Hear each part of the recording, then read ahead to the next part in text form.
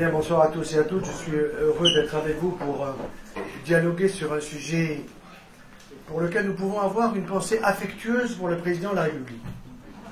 Sans lui, nous ne serions pas là ce soir, avouez-le. Le seul dommage, c'est qu'il ne soit pas là. On l'aurait bien mis au premier rang. Mais comme ça sera sur YouTube, il pourra nous écouter. Alors la théorie du genre est une théorie absolument magnifique. Surtout pour nous qui sommes chrétiens. Je l'avoue, c'est un gros défaut, mais ça ne fait rien. C'est une théorie eschatologique. Ça veut dire, c'est pour l'au-delà. Parce que dans l'au-delà, il est quasiment écrit déjà qu'il n'y aura pas de sexe. Et donc on nous promet déjà, sur la terre, une théorie eschatologique qu'on va faire passer à nos enfants. Mais là, ça devient plus difficile, parce que je vais vous donner un exemple trop précis. Notre propre fille, qui habite à Saint-Maur, voit une de ses amies, qui lui dit « Figure-toi que mon petit de 5 ans est arrivé en pleurant. » Alors évidemment, la maman a pris le petit sur les genoux. « Qu'est-ce que tu as, mon petit? Pourquoi tu pleures comme ça? »« Parce qu'à l'école, on m'a dit que j'étais peut-être pas un garçon. » Alors, de deux choses l'une. Soit la maîtresse est une bonne maîtresse, ça arrive. Auquel cas, elle peut avoir de l'influence sur cet enfant, et c'est sûr que d'ici un an ou deux, il faudra l'amener chez le psy. Parce que la maman aura plus d'influence que la prof. L'institutrice aura plus, le professeur des écoles, pardon, aura plus d'influence que la maman. Surtout si en plus il n'y a pas le papa. Tiens, vous avez entendu? S'il n'y a pas le papa. Avez-vous remarqué que nous sommes dans une société où il y a de plus en plus de familles monoparentales, et les sociologues trouvent que c'est pas si mal, parce que ça monte. J'ai fait un dossier au Conseil économique et social sur le sujet femmes et précarité. Je suis à la délégation aux droits des femmes et à l'égalité. Il y a 40 femmes et 2 hommes, un muet, et l'autre un peu moins, c'est ma pauvre. Et lorsque la présidente a demandé, en disant, voilà, il y a Matignon qui demande à ce qu'on fasse un travail sur femmes et précarité, qui veut prendre le dossier? Pas une femme n'a levé le doigt. Alors j'ai levé mon petit doigt. Et elles se sont mises à applaudir. Un homme va s'occuper de femmes et de précarité. Et immédiatement, ils m'ont demandé ce que j'en pensais. J'ai dit rien. Il faut faire attention avec les femmes. La fois d'après, j'avais réfléchi et je leur ai dit, moi, mon impression, en tout cas dans celles que je connais, c'est qu'elles ont des enfants et elles sont seules. Et elles ont reconnu que c'était peut-être pas si faux parce que j'avais des statistiques. Et c'est effectivement vrai. Il y a beaucoup d'enfants qui n'ont pas de père aujourd'hui. Et c'est pas bon pour l'enfant. Alors on me dirait, c'est tellement sympa, s'il n'y a qu'une maman, on va lui en donner 2. Et c'est d'ailleurs le raisonnement que nous avons observé à l'UNAF, Union nationale des associations familiales, dont vous avez rappelé, Monsieur le Président, que j'étais effectivement membre du conseil d'administration, c'est que tous les gens qui étaient en relation forte avec l'État présent, actuel, avec le pouvoir, ont dit, puisque l'adoption monoparentale existe et qu'une femme ou un homme seul, mais c'est surtout 99,9% des femmes qui adoptent un enfant toute seule ou se retrouvent toutes seules avec un enfant, autant donner un deuxième parent. Et peu importe le sexe. L'adoption monoparentale, elle date de quand? La guerre de 14 et la guerre de 40. Et il était logique que l'on considère à l'époque qu'un enfant qui se retrouvait sans père et sans mère, ou bien sans un des 2 parents morts à la guerre, que peut-être on puisse l'aider à trouver un parent adoptif qui soit la tante, le voisin ou autre. Mais il s'avère que, vous le savez bien, les hommes politiques ou femmes politiques que nous avons sont incapables de voir en arrière et de voir en avant. Ils regardent à demain matin leur élection. Ils ont été incapables de voir qu'il fallait arrêter l'adoption monoparentale à partir du moment où on était loin des dernières guerres. Et il fallait imaginer que l'enfant, oui, il avait besoin d'un père et d'une mère. Il n'y a pas besoin d'être chrétien, musulman ou d'origine israélite pour le savoir. C'est même pas besoin de lire les textes religieux. C'est une évidence anthropologique. Je dis bien anthropo, petit trait logique. Parce que nous sommes dans une société qui devient anthropo-illogique. Premier exemple, celui qui a été le défenseur de la loi Taubira s'appelle M. Erwan Binet. Et là, l'anecdote vaut d'être racontée. Il refuse de me voir en tant que président de Famille de France parce qu'il se doute de ce que je vais lui dire. Je force la porte et finalement, il me dit « Je vous reçois 5 minutes ». Et les 5 minutes sont devenues 1h30. Lorsqu'il m'a reçu, je lui ai demandé s'il avait des enfants. Il m'a dit, j'en ai 5. Monsieur le député, vous avez une famille nombreuse. Combien de femmes? Ah, une seule. Alors ça, vous êtes exceptionnel. Exceptionnel. 5 enfants, une seule femme. Et que fait-elle? Elle est chirurgien. Oh, ben alors elle est dans le même métier que moi. Et où donc? Et dans quelle spécialité? Chirurgie digestive, me dit-il. Formidable, je suis aussi en chirurgie digestive. Et où opère-t-elle? Ah, ben elle n'opère plus. Et pourquoi? Ben, elle s'occupe des enfants. Ah, mais monsieur le député, nous manquons de chirurgiens. Nous avons trop de députés. Il a laissé la place.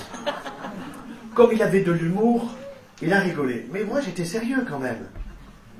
Et il est évident que cet homme qui, en plus, se disait chrétien, se disait catholique, se disait romain, puisque je l'ai vu à Radio Notre-Dame, mais il a préféré passer avant moi plutôt que nous soyons ensemble pour pouvoir dialoguer tranquillement. Il a trouvé une solution pour passer avant moi, parce qu'après, il était pressé, pas plus que moi. Mais ce qui est sûr, c'est que cette théorie du genre, elle vient en réalité, je dirais, au bon moment. Elle vient au bon moment, au moins pour nous réveiller, pour nous faire prendre conscience de où en est notre société.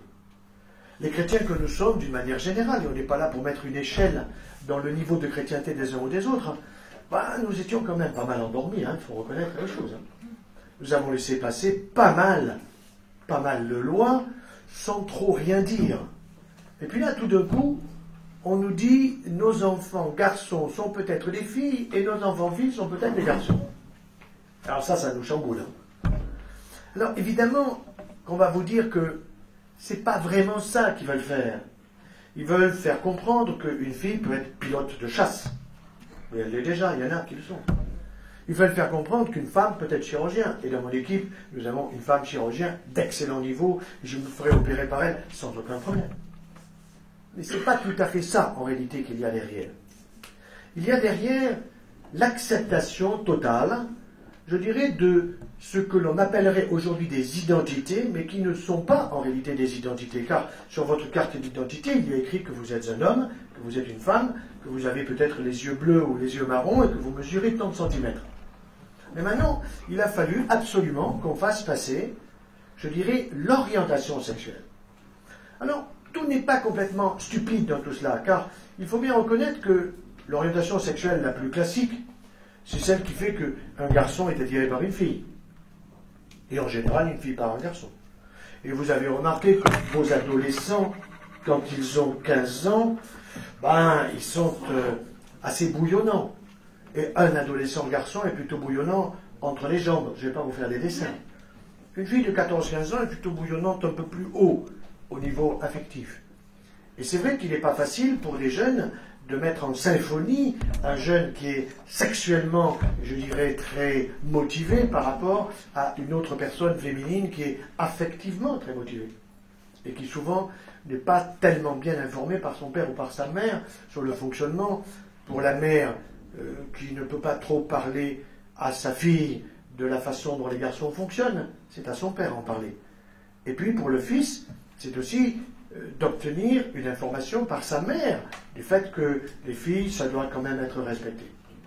Mais il faut reconnaître que depuis des siècles, il y avait une orientation qui était l'homosexualité, et je n'utiliserai pas très souvent ce mot, vous le verrez, je vous ferai comprendre pourquoi.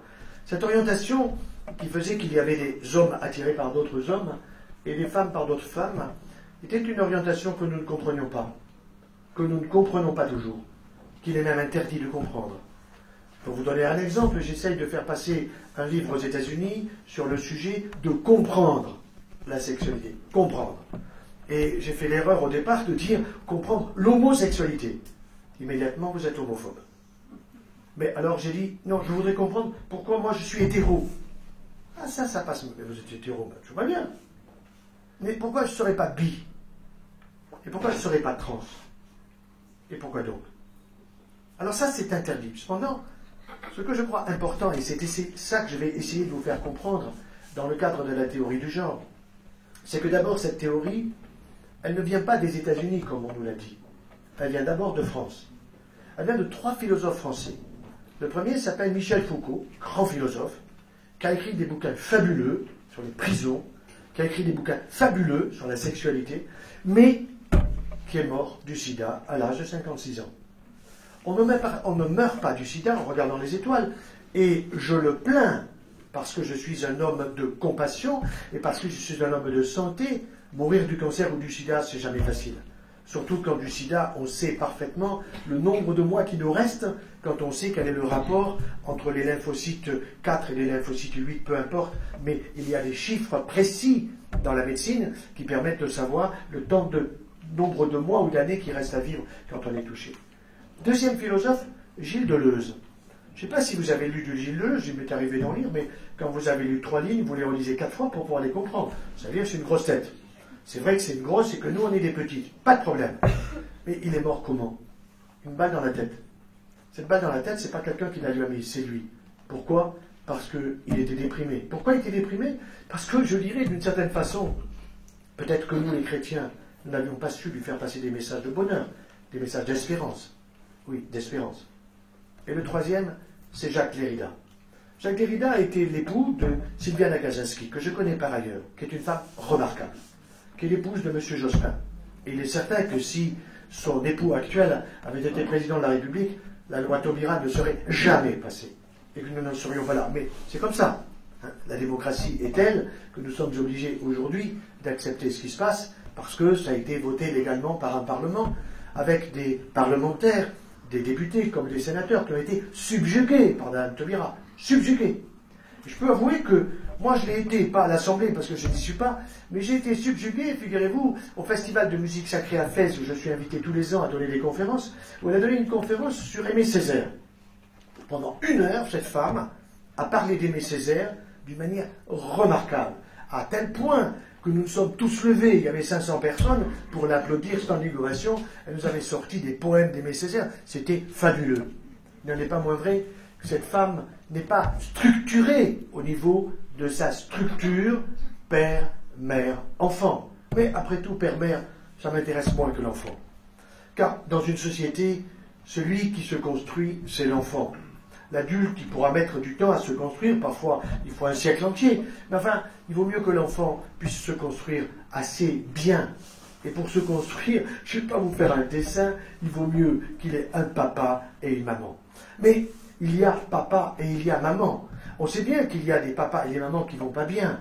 Et souvent, ça fait la une de pas mal de nos magazines ou de nos journaux, qui fait que vous avez des sociologues qui disent « mais la famille ne va pas bien ». Alors, parce que quand on fait le zoom que sur ce qui va pas bien, on a l'impression que tout le monde ne va pas bien. Qu'il y a de l'inceste, qu'il y a de la violence, qu'il y a des mères qui ne sont que castratrices, des pères qui sont absents. Tout ça, c'est fortement généralisé. Mais après tout, c'est pas un mal aussi que nous prenions conscience, quand un père et une mère ne vont pas bien, de ce que c'est qu'un père et une mère qui vont bien. Et ça peut aussi nous aider parce que nous ne sommes pas sans défaut, nous ne sommes pas faire des erreurs avec nos propres enfants. Et ce qui me frappe souvent à la sortie de mes conférences, quand je rencontre des jeunes dans les écoles et les parents le soir, c'est que les parents me disent, nos vies pipe, qu'est-ce que j'en ai loupé des choses. Qu'est-ce que j'en ai loupé des choses. Alors le point important n'est pas ce soir d'essayer de vous dire que la théorie du genre est une absurdité, c'est plutôt d'essayer de vous aider à faire comprendre à vos propres enfants comment il ne faut pas qu'ils se fassent avoir. Parce que si vous leur dites simplement la théorie du genre de M. Hollande, de Mme Taubira ou d'autres est une connerie, vous savez, ils sont soumis, nos enfants, beaucoup plus que nous ne le sommes nous, aux médias. Ils sont soumis à l'erf de la société, ils sont soumis à tout ce qui suinte dans la société. Et quand vous voyez dans le métro 2 jeunes filles qui se roulent des pelles plein la peau, à fond la caisse, bon, ça peut vous perturber un peu, maintenant de moins en moins, mais les enfants, ils regardent. Je voyais l'autre jour, en allant amener mes petits-enfants, mes petites filles au cirque Bouglione, ma petite de 6 ans, la petite fille de Raphaël de 6 ans, qui observait 2 filles qui étaient à l'extérieur, qui se roulaient des pelles comme 2 amoureux, hommes-femmes. Bon, et elle regardait avec insistance. Après, j'ai vu sa mère, j'ai dit, dis-moi une fois que tu expliques, que tu fasses un peu parler, tout ça, que tu expliques. Il ne s'agit pas de dire qu'elles sont malades. Il s'agit de comprendre pourquoi. Pourquoi ces 2 filles sont donc comme ça. De la même façon qu'il faut comprendre aussi pourquoi quand vous voyez sur le quai de la gare, comme c'est arrivé, la gare de Lyon, deux garçons de 14-16 ans se roulaient des pelles de la même façon. Bon, ça ne doit plus nous choquer. Mais pourquoi? Alors, figurez-vous que lorsque, avec mon épouse Christine, nous nous sommes mis ensemble, on n'ose plus dire mariés, hein. Enfin bon, on s'est mariés quand même. Bon. Quand on s'est mis ensemble, quand on s'est mariés, nous avons immédiatement adopté un enfant. Il n'était pas à nous, il était à mes beaux-parents, il vivait comme du chien en Algérie, et donc il avait 11 ans. Ça veut dire qu'après 2 mois de mariage, vous avez un gosse de 11 ans à la maison. Mon père m'a dit, tu vas divorcer. C'est le meilleur moyen pour ne pas divorcer. Il me l'a dit. Parce que je me suis dit, je te montrerai qu'on ne divorcera pas. Bon, c'est pas uniquement pour cette raison que nous n'avons pas divorcé, mais ça veut dire quoi? Ça veut dire d'abord que nous nous sommes retrouvés jeunes mariés, j'avais 27 et mon épouse 5 de moins, avec un gosse de 11 ans qui est déjà dans l'adolescence. Il est déjà dans l'adolescence. Alors que quand on se marie, avant que votre gosse ait 11 ans, vous allez attendre 11 années. Et l'eau va passer sous les ponts et beaucoup de choses vont se passer. Donc là, nous avons été confrontés à un gosse de 11 ans qui n'était pas facile, qui foutait rien à l'école, qui pissait au lit toutes les nuits, enfin la totale, quoi. Bon. Donc il a fallu gérer tout ça, on a géré qu'un cas, et non sans difficulté. Mais d'emblée, nous nous sommes posé la question de l'orientation sexuelle. Et de qu'est-ce qu'il fallait dire à cet enfant de 11 ans, auquel les parents qui vivaient loin ne pouvaient pas parler. Il fallait que nous, qu'est-ce qu'on dit à ce gosse par rapport à ce que nos propres parents nous ont appris. Moi, sur le plan de la sexualité, ma mère m'a jamais rien dit, sauf que quand j'étais petit, je lui avais posé une question sur comment on fait les bébés, elle m'avait répondu une histoire de chou-fleur ou de rose, quoi. C'est des conneries. Je m'étais dit que c'était idiot ce qu'elle disait, mais qu'elle voulait plus me donner de réponse. Donc je n'avais plus à en poser. Mon père, par contre, à l'âge de 13-14 ans, mon père était chirurgien et il a été plus astucieux, mais chirurgical. Avec mon frère, nous partions en Allemagne voir des correspondants pendant 1 mois. Et alors, il nous a appelés tous les deux, mon frère 15 et moi 13. Il nous a pas dit venez les mecs, parce qu'on ne disait pas mecs, mais venez les gars, dans mon bureau. Bon, puis il a fermé le bureau. Bon. Et puis il nous a dit venez voir.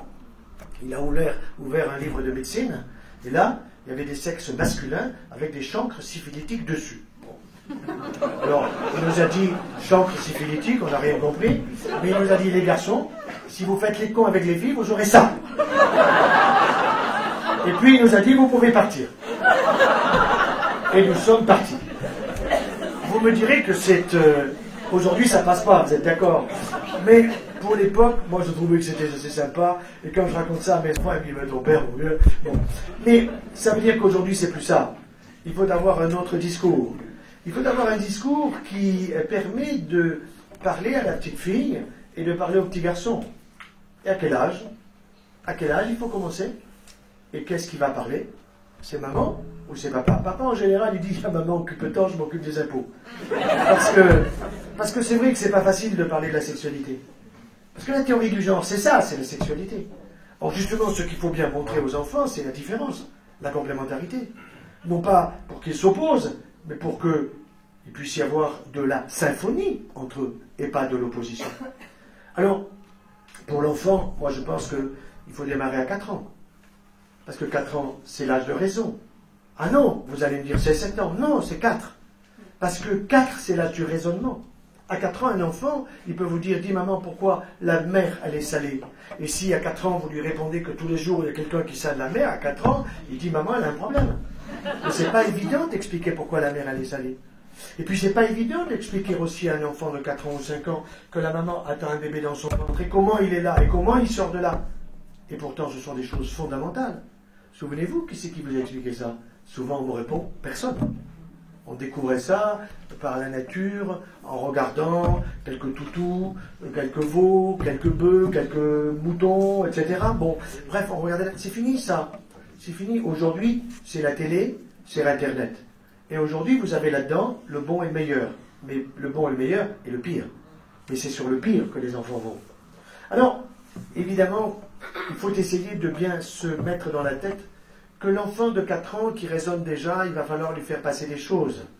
C'est-à-dire, pas comment on fait les bébés à cet âge-là, mais simplement, toi, mon petit, qu'est-ce que tu faisais dans mon ventre? Car que je sache, nous avons tous passé dans le ventre de notre maman à peu près 9 mois. Et c'est une chose merveilleuse que la maman peut raconter parce que c'est vous qui l'avez vécu. Nous sommes incapables de le raconter. Mais, arrivé un peu plus tard, vers l'âge de 6 ans, 7 ans, il va vous demander non seulement comment vous êtes sorti, mais ça vous l'aurez dit. Et on ne sort pas par les trous de nez, on ne sort pas par le nombril, on sort entre les jambes de la maman par ce qu'on appelle le sexe de la maman, tout simplement.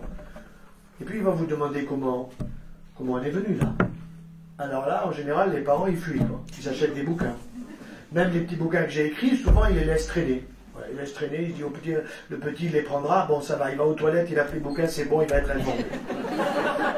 Mais les parents ne lisent pas parce qu'eux, ils savent comment on fait les bébés. Mais non, en réalité, ils ne savent pas. Ils ne savent pas comment parler à l'enfant pour lui expliquer les choses. Et ça, c'est un point absolument capital. Parce que la destruction de la théorie du genre, c'est pas de dire je vais attaquer la théorie du genre qui est débile, c'est d'expliquer aux enfants comment ils sont faits dans leur anatomie, dans leur physiologie, dans leur fonctionnement, dans leur affectivité.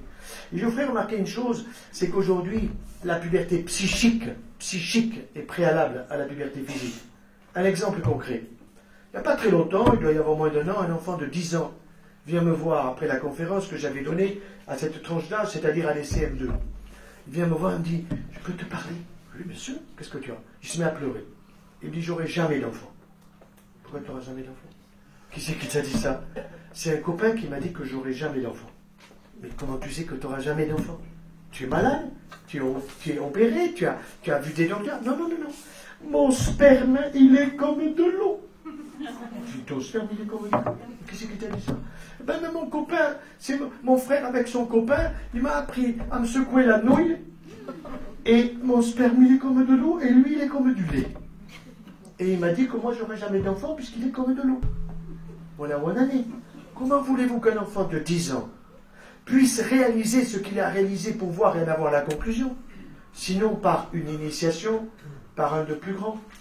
Et récemment, pour un autre exemple, je suis appelé d'urgence au centre de la France par un maire d'une mairie socialiste qui m'appelle d'urgence parce qu'il y a une catastrophe dans son village de 300 habitants ou 400.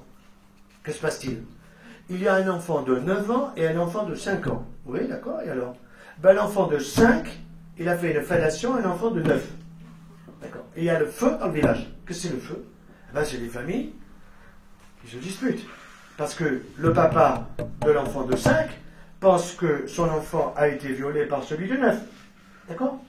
Alors, est-ce que vous pouvez venir? Heureusement, j'avais un trou dans mon calendrier. Je suis allé là-bas. J'avais une salle plus grande encore que celle-ci. Il y avait non seulement le village tout entier, mais en même temps les villages qui étaient autour, parce que là-bas, ça circule. C'est comme cloche-mère.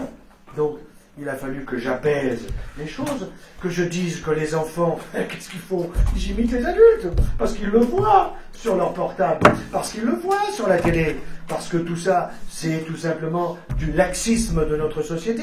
Elle est comme ça, la société. Alors, il ne s'agit pas de dire, c'est une société qui ne vaut rien, fermer les télés, supprimer les portables, etc. Non, c'est pas possible. Il faut informer. Il faut que l'enfant sache que ce genre de choses est possible.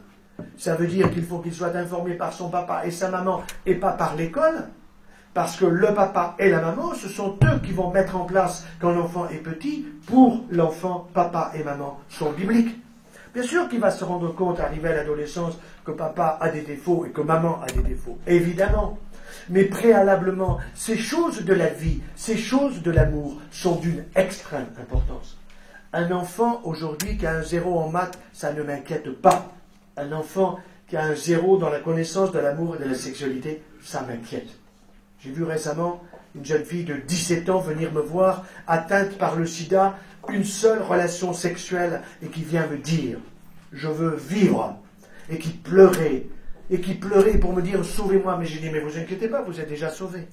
Parce qu'on a des traitements, non pas pour vous supprimer complètement le virus, mais pour vous faire vivre aussi longtemps que les autres, mais avec des traitements dont vous aurez besoin à vie. J'en veux pas des traitements.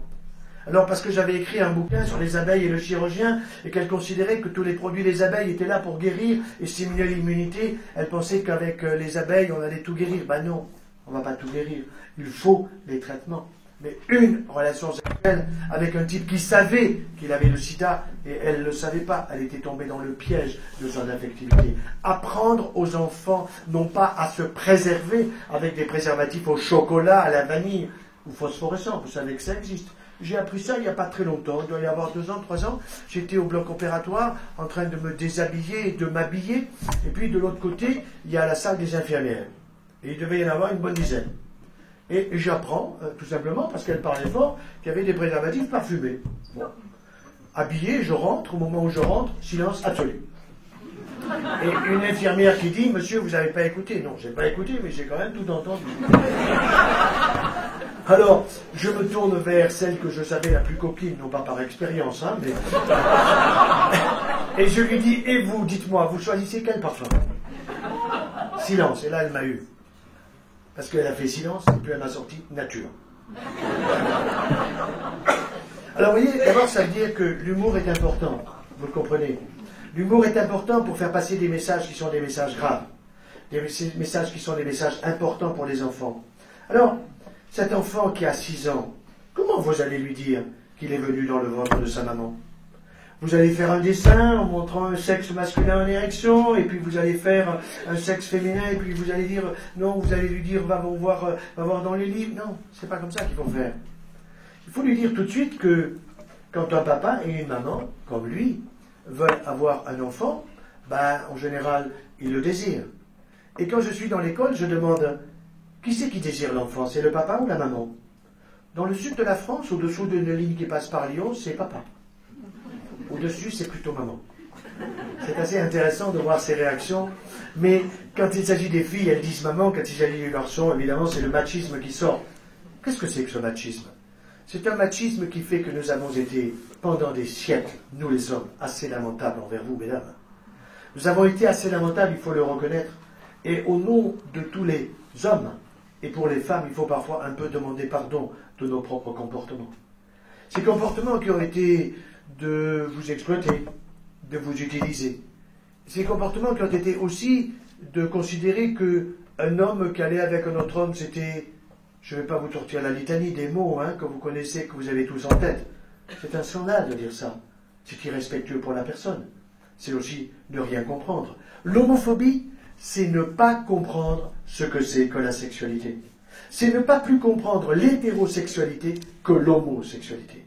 Alors, on va essayer de rentrer un peu dans le vif du sujet de la compréhension de l'hétéro, de l'homo, de la bi. Comme je fais une collection de bouquins qui s'appelle, le premier a été les abeilles et le chirurgien, puis il y a eu le thym et le chirurgien, puis le chocolat et le chirurgien, le prochain sera le pain et le chirurgien, puis il y aura le vigneron, et puis évidemment il y aura le sexe. Le dernier sera la femme du chirurgien. Les infirmières m'ont dit non, on fera les femmes du chirurgien. Bon d'accord, vous entendrez avec la mienne, on verra. Alors, le problème c'est le problème de comprendre la sexualité. C'est quoi la sexualité?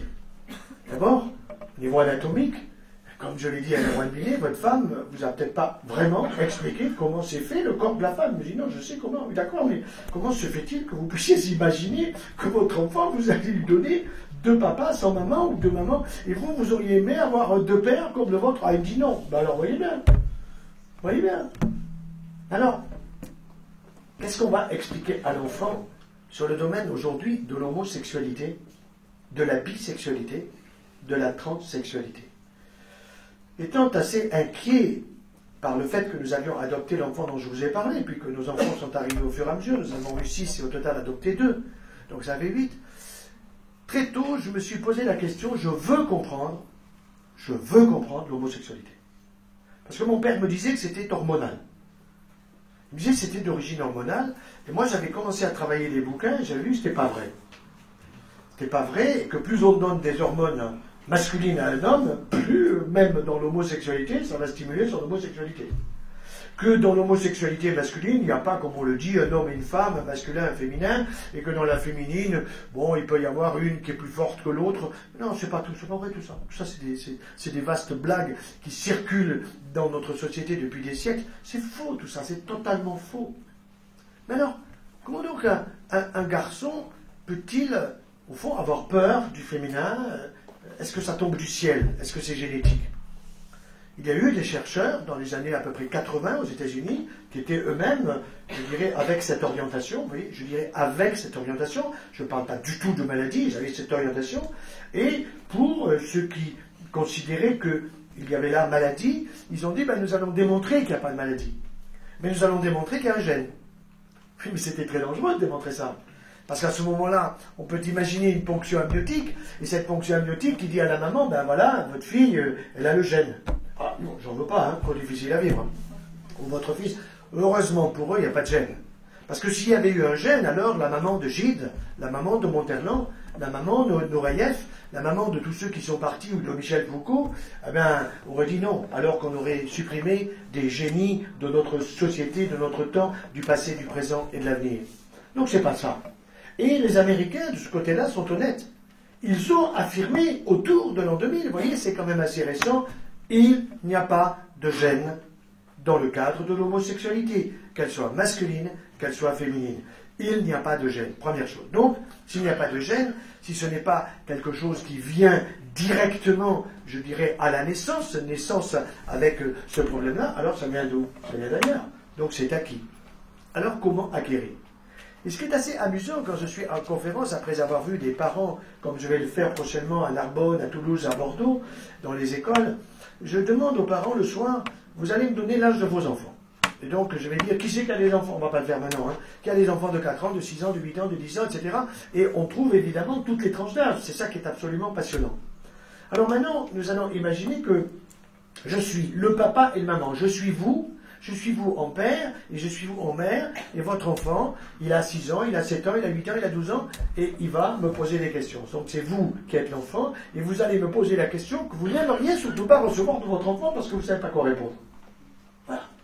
Alors, on va aller plus loin. Vous allez me dire, voilà, moi, j'aimerais que mon enfant soit hétérosexuel. Un autre va me dire, moi, j'aimerais que mon enfant soit homosexuel. D'accord. Alors, quel âge il a, votre enfant qui est hétérosexuel? Bah, il a 12 ans. D'accord. Ok. Et vous voulez qu'il soit, vous avez dit quoi? Eh ben, j'ai dit hétéro. D'accord. Et vous, vous avez dit quoi? Ben, moi, je voudrais qu'il soit homo. Quel âge il a? 6 ans. C'est un garçon ou une fille? C'est une fille. Ah oui, c'est possible. Oui, oui, je peux vous aider, oui. Pour la petite de 6 ans. Oui, d'accord. Ah bon, mais comment vous pouvez m'aider? Oh ben, c'est simple, il faut qu'elle soit blessée. Blessée par quoi? Ben, blessée par le masculin.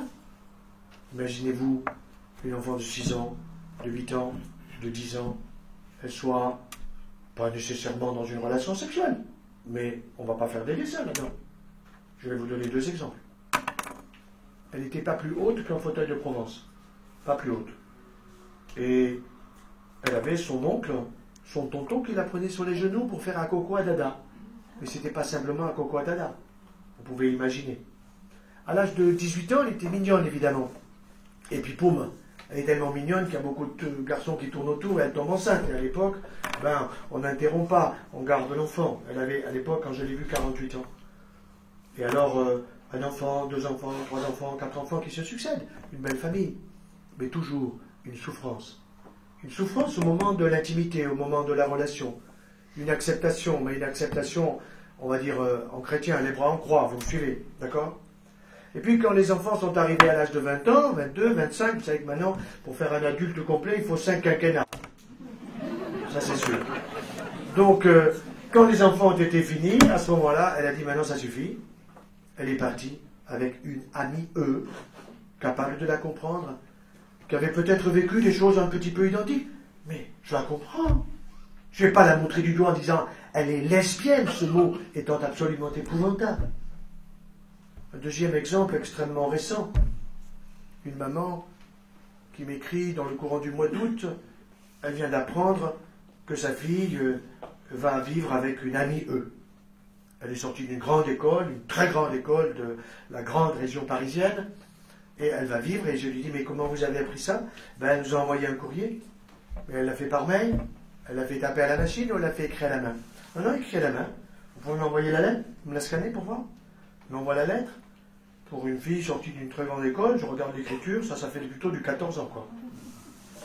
Et là-dedans, c'était papa, maman, je vous aime beaucoup, mais vous ne comprenez pas, vous êtes dans une famille chrétienne, là-dedans, il y a un enfant qui se destine au séminaire, donc une famille super, où tous les curés seraient d'accord, et la fille s'en va.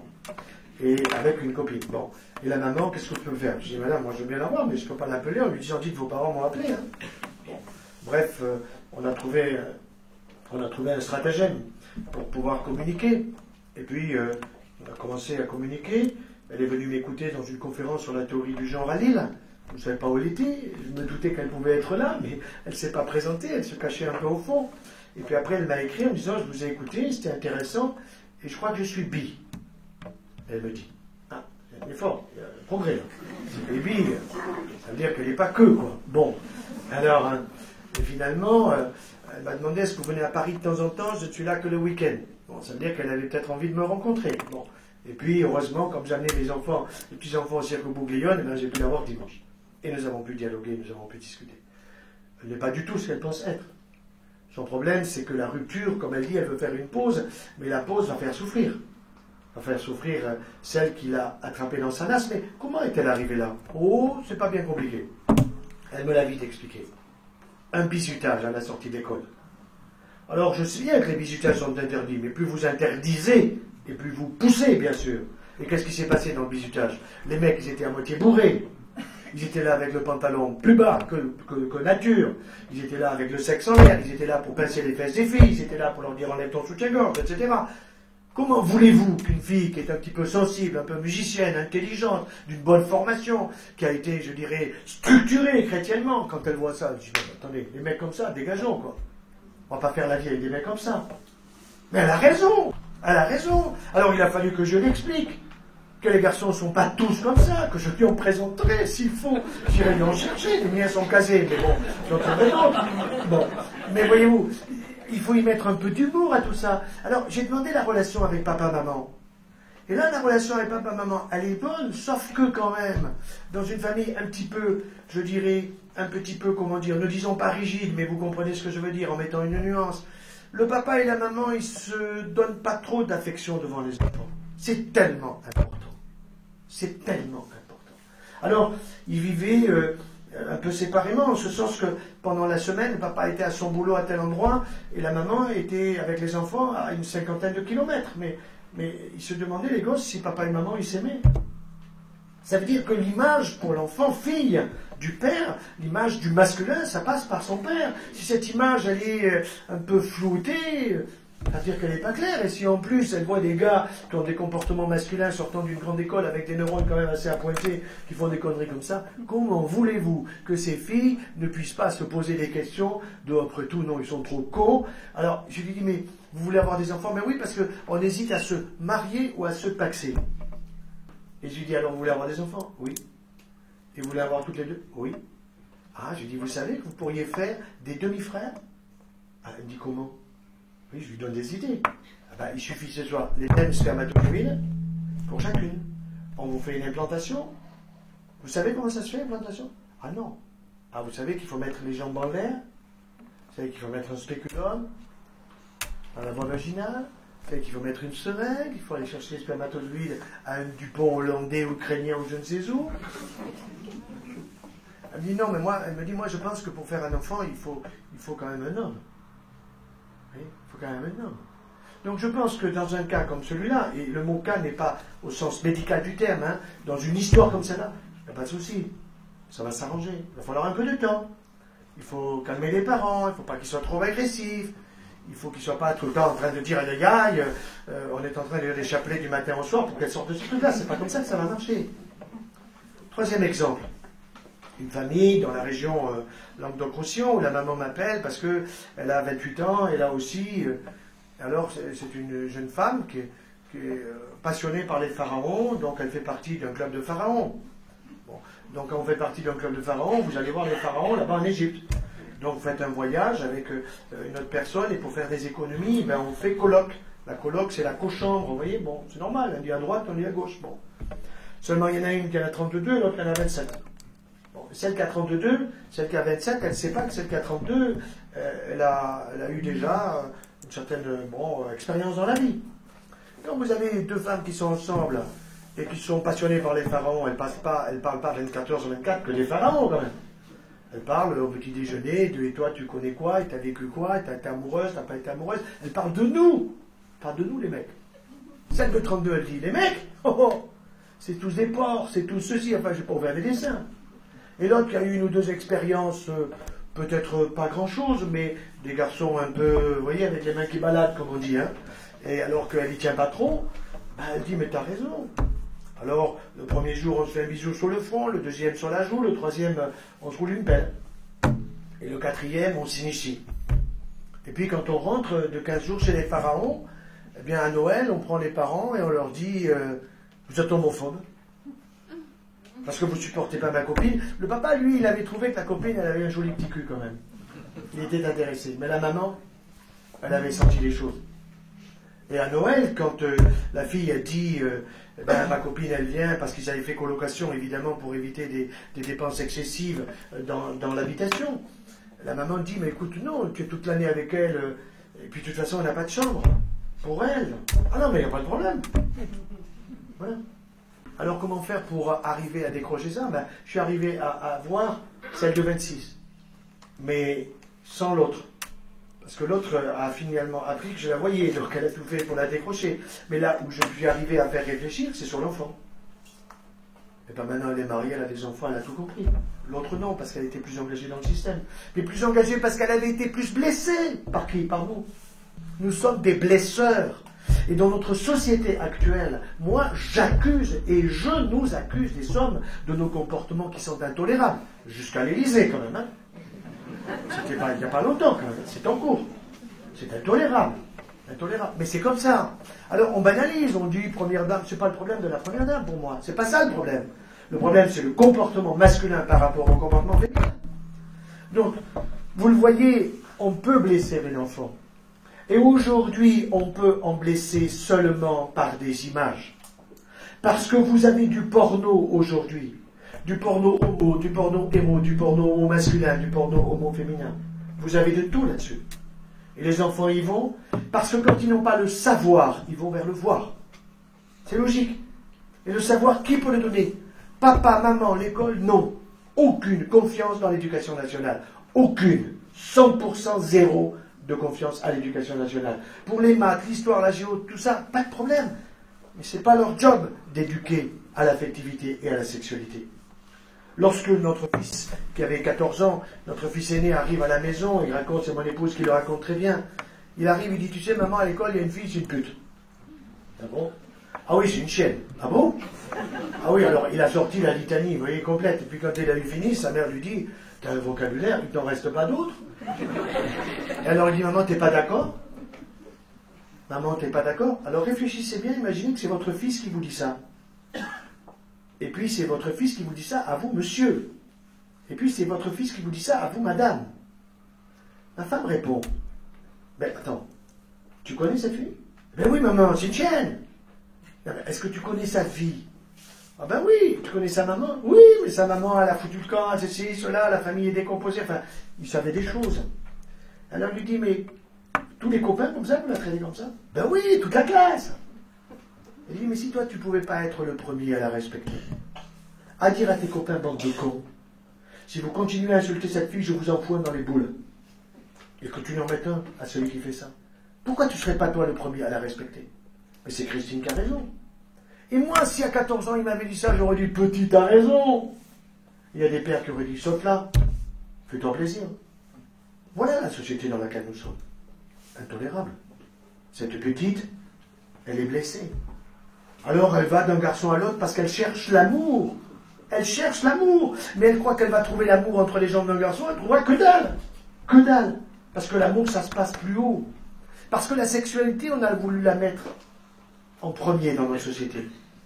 Je vais venir après sur l'homosexualité masculine, mais je voudrais essayer de vous faire réfléchir d'une manière un peu plus profonde. Où sont les causes de tout ça? Où est la source de tout ça? La source, elle est du siècle, pas celui qui vient de passer, mais du siècle d'avant. Vous avez un homme absolument fabuleux qui s'appelait Sigmund Freud. Il a dit des choses merveilleuses. Il en a dit d'autres qui le sont moins. Ce qui est intéressant, c'est de voir son trajet. Il est à peu près à l'âge de 27 ou 28 ans, un type brillant. Il a du pognon. Il est à Vienne. Et il veut aller voir dans sa spécialité, qui est la neurologie, le pape de la neurologie dans le monde. Il n'est pas à Rome, il est à Paris. Il s'appelle Jean-Martin Charcot. Jean-Martin Charcot, il a à peu près 50 ans. Il est au sommet de sa carrière. C'est un type qui a trouvé la maladie de Charcot, la sclérose en plaques, l'épilepsie, des tas de choses passionnantes. Et donc, Freud arrive pour voir le pape de sa spécialité. Et l'autre est très fier de recevoir un Autrichien des Habsbourg qui arrive de Vienne et qui dit « Maître, je voudrais être votre élève. Je voudrais que vous me donniez un travail. Je voudrais que vous me confiez quelque chose d'important parce que je suis un bosseur, parce que vraiment je vais m'y mettre. » Alors on va faire une sorte de petite analogie. Voilà que Jean-Martin Charcot est séduit par l'élève et lui dit « Écoutez mon cher ami, sur mon étagère là, il y a une cocotte minute. » Alors c'était pas ce nom-là à l'époque, hein. Mais vous savez, il y a là, sous pression, c'est sous pression, il y a là le cœur humain et le sexe humain, nous n'y comprenons rien. On est dans les années 1880-90. Nous n'y comprenons rien, je vous le confie, mais méfiez-vous, vous avez le cœur humain et le sexe humain de l'enfant, de l'ado, de l'adulte, de la personne âgée, du masculin, du féminin, on n'y comprend rien. Et voici donc que l'élève part très fier de la confiance du maître, mais il a oublié d'entendre un mot, attention, c'est sous pression. Il prend la cocotte minute dès qu'il sort, il ouvre ça, paf, et ça explose. Et qui est-ce que ça explose? Évidemment, il y a le sexe qui est là, au-dessous du couvercle, et qui va partir de tous les côtés, de l'enfant, de l'adolescent, de l'adulte, sexe masculin, sexe féminin, et le cœur, il reste au fond. Parce que le cœur, il est plus lourd que le sexe, comme lui, il est lourd. Et donc, Freud va ramasser des morceaux toute sa vie et il va établir une théorie fabuleuse, passionnante, la psychanalyse, en disant tout est d'origine sexuelle. Il va abuser, exagérer. Il va avoir des problèmes avec sa propre fille. Lisez pour ça un livre magnifique, je n'aime pas vraiment totalement, mais j'ai des relations intéressantes avec Michel Onfray. L'idole, le crépuscule d'une idole. Je vous conseille de lire ce livre, un crayon à la main. Le crépuscule d'une idole, c'est le crépuscule de Freud. Tout ce qu'il nous a dit de juste et tout ce qu'il nous a dit de faux. Fabuleux bouquin, le crépuscule d'une idole. Alors, qu'est-ce qui se passe? Eh bien, effectivement, Freud a passé sa vie à ramasser les morceaux et à nous dire la sexualité c'est important, et Dieu sait que nous le savons. Mais il est mort en 1939, malheureusement d'un cancer qu'il s'est induit avec la morphine, avec la cocaïne, parce que peut-être il en avait besoin dans la fin de sa vie pour calmer je ne sais quelle douleur, il était migraineux. Mais bref, il est mort trop tôt. Il n'a pas eu le temps de revenir à la cocotte minute. Qu'est-ce qui reste dans la cocotte minute encore aujourd'hui? Le cœur humain, le cœur de l'enfant, le cœur de l'ado, le cœur de l'adulte, le cœur du vieillard, le cœur de l'homme et le cœur de la femme. Et voilà pourquoi, au fond, nous en sommes toujours sur le domaine de la sexualité. Nous sommes dans une société, pour moi, qui est adolescente dans le domaine de la sexualité, c'est-à-dire masturbatoire. Soyons clairs, c'est-à-dire le câlin sexuel, le garçon qui veut comprendre que quand on se caresse les oreilles, ça fait rien, et quand on se caresse le sexe, ça fait quelque chose. Vous avez vu tous comme moi le film amusant Intouchable, hein, où quand on lui verse de l'eau bouillante sur la jambe, il ne sent pas parce qu'il a une tétraplégie, mais quand on lui caresse l'oreille, ça lui crée comme si c'était un orgasme. Bon, tout ça c'est pour rigoler bien sûr. Mais ça veut dire que nous sommes dans une société qui est aujourd'hui totalement adolescente et qui a besoin de mûrir. Et je pense que la théorie du genre est intéressante parce qu'elle va nous aider à mûrir, parce qu'elle va nous aider à parler avec nos enfants, parce qu'elle va nous aider à avoir un dialogue de vérité, mais un dialogue de vérité en sachant respecter le jardin secret de l'enfant. Car si vous voulez que l'enfant respecte votre jardin secret, de celui que vous avez dans votre propre jardin secret, et dans celui de votre conjugalité qui est également un jardin secret, eh bien, il faut respecter le jardin secret de l'enfant. C'est ça qui est difficile, c'est de parler à l'enfant sans toucher à son jardin secret, afin qu'il ne touche pas au nôtre. Alors, évidemment, la question que l'on peut se poser aujourd'hui, c'est pourquoi donc y a-t-il de plus en plus, semble-t-il, d'hommes attirés par des hommes? Est-ce que ces hommes qui sont attirés par des hommes ne sont plus attirés par le féminin? C'est pas ce que les femmes disent. Elles disent, mais ils sont tellement gentils, ils sont tellement respectueux, ils sont tellement sensibles, ils sont tellement artistes, ils sont tellement musiciens, peintres, artistes, dans l'art. Mais c'est vrai. Eh bien oui, si vous regardez de près, en interrogeant, en discutant, surtout en discutant, comme je dis, d'homme à homme. D'homme à homme, ça veut dire à deux et pas à 1 contre 3 ou à 1 contre 6. Alors, ce qui m'a permis de faire ce travail intéressant, ça a commencé par une conférence que je donnais à Caen dans un énorme lycée où j'avais les secondes, premières terminales. Il devait y en avoir 1000 dans l'amphithéâtre. Et puis avant de rentrer, je demande comme ça toujours aux éducateurs, aux proviseurs, est-ce que vous avez des grossesses précoces? Il y en a toujours quelques-unes. Bon. Est-ce que vous avez eu des interruptions? Il y en a toujours quelques-unes. Est-ce que vous avez des problèmes de drogue, de ci, de ça? Bon, très bien. Et puis, j'entends dans le coin droit de mon oreille des gens qui disent du mal de moi. Moi, ça m'intéresse toujours quand on dit du mal de moi, parce que ça m'attire, quoi, vous voyez? C'est plus intéressant que d'entendre quelqu'un qui vous passe la brosse, ça n'apporte rien. Bon. Alors, j'y vais, je dis, vous parlez de moi? Il me dit, oui, vous êtes homophobe. Ah bon? Qu'est-ce que ça veut dire homophobe? Vous n'aimez pas les homosexuels? Je dis, pas du tout. Pas du tout. J'aime beaucoup les homosexuels. Ils m'ont beaucoup appris. Écoutez, venez à la conférence. Il y aura sûrement des questions. Les questions seront anonymes. Personne ne saura d'où vient la question. Et moi, je répondrai. Il y a eu des questions, évidemment. J'ai répondu. Et à la fin de la conférence, ils sont venus me voir. Ils m'auraient embrassé sur la bouche. Ils m'aimaient. Ils me disent, on veut bosser avec vous. Je dis, mais attendez, vous êtes à Caen et moi, je suis à Montpellier. Et c'est là que j'ai vu qu'ils étaient bien organisés. Non, ne vous inquiétez pas, on a un super réseau. C'était avant les réseaux sociaux. C'est-à-dire, c'était au passage de l'an 2000, là, voyez-vous. Bon, donc à 15 ans à peu près. Alors, effectivement, un mardi de consultation, 7 heures du soir, arrivent 3 garçons très sympas qui nous disent, voilà, nos copains de Caen, ils nous ont dit que vous vouliez. Je dis, oui, c'est vrai. Alors, est-ce que vous acceptez de travailler avec nous?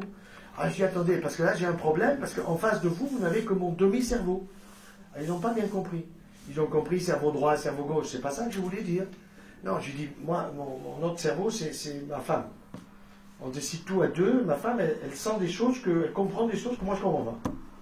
Et puis, il y a des choses qu'elle ne comprend pas du tout. Et moi, je comprends. C'est ça qui est formidable. Comme ça. Mais je vais lui demander qu'est-ce qu'elle en pense de vous recevoir à la maison. Évidemment, j'avais déjà ma réponse, mais j'ai fait attendre 8 jours. Hein. Vous savez, Freud dit qu'il faut toujours faire attendre un enfant, encore plus un ado, encore plus un adulte. Alors 8 jours après, ils reviennent. Alors, vous avez décidé, ben écoutez, ma femme m'a dit, tu sais, chérie, il y a du boulot à la maison, on a 6 gosses, il faut les faire manger le soir, tout ça. Écoute, un par un, hein. Pas tous les 3. D'accord? Alors Jean-Michel, le premier, est arrivé. Et ça a été très intéressant, parce que Jean-Michel, il a participé au repas familial, parce qu'il n'y avait pas de raison qu'il n'y participe pas. Donc c'est sympa, il a vu les gosses, ils étaient pitchous, des grands, des moyens, etc. Et puis après, on les a couchés, et on s'est mis à la cuisine avec une tisane tranquille, et on va discuter. Et là, Christine est toujours là au bon moment, et puis elle a suffisamment de finesse, ça c'est féminin, pour partir quand il faut partir. Quand je rentre dans le détail, il faut qu'elle se casse, quoi. J'ai pas besoin de lui faire signe, elle a compris, quoi. Et alors, au début, là, je lui dis, écoute, je suis fatigué par la journée, c'était 11 heures du soir. Je dis, écoutez, il y a quelque chose que je comprends pas, vraiment, moi, je suis attiré par les femmes, je pourrais vous dire ce qui m'attire dans les femmes, toutes les femmes, pas seulement la mienne, mais toutes, quoi. Mais dans les hommes, il n'y a rien, quoi. Que dalle, quoi. Jouer aux boules, taper la carte, d'accord, mais dans le corps d'un homme, il n'y a rien qui m'intéresse, franchement, je vous assure. Qu'est-ce qui vous intéresse? Je pensais qu'il allait me dire testicule droit, gauche, enfin bon, des choses que je connais anatomiquement bien. Il me sort le thorax.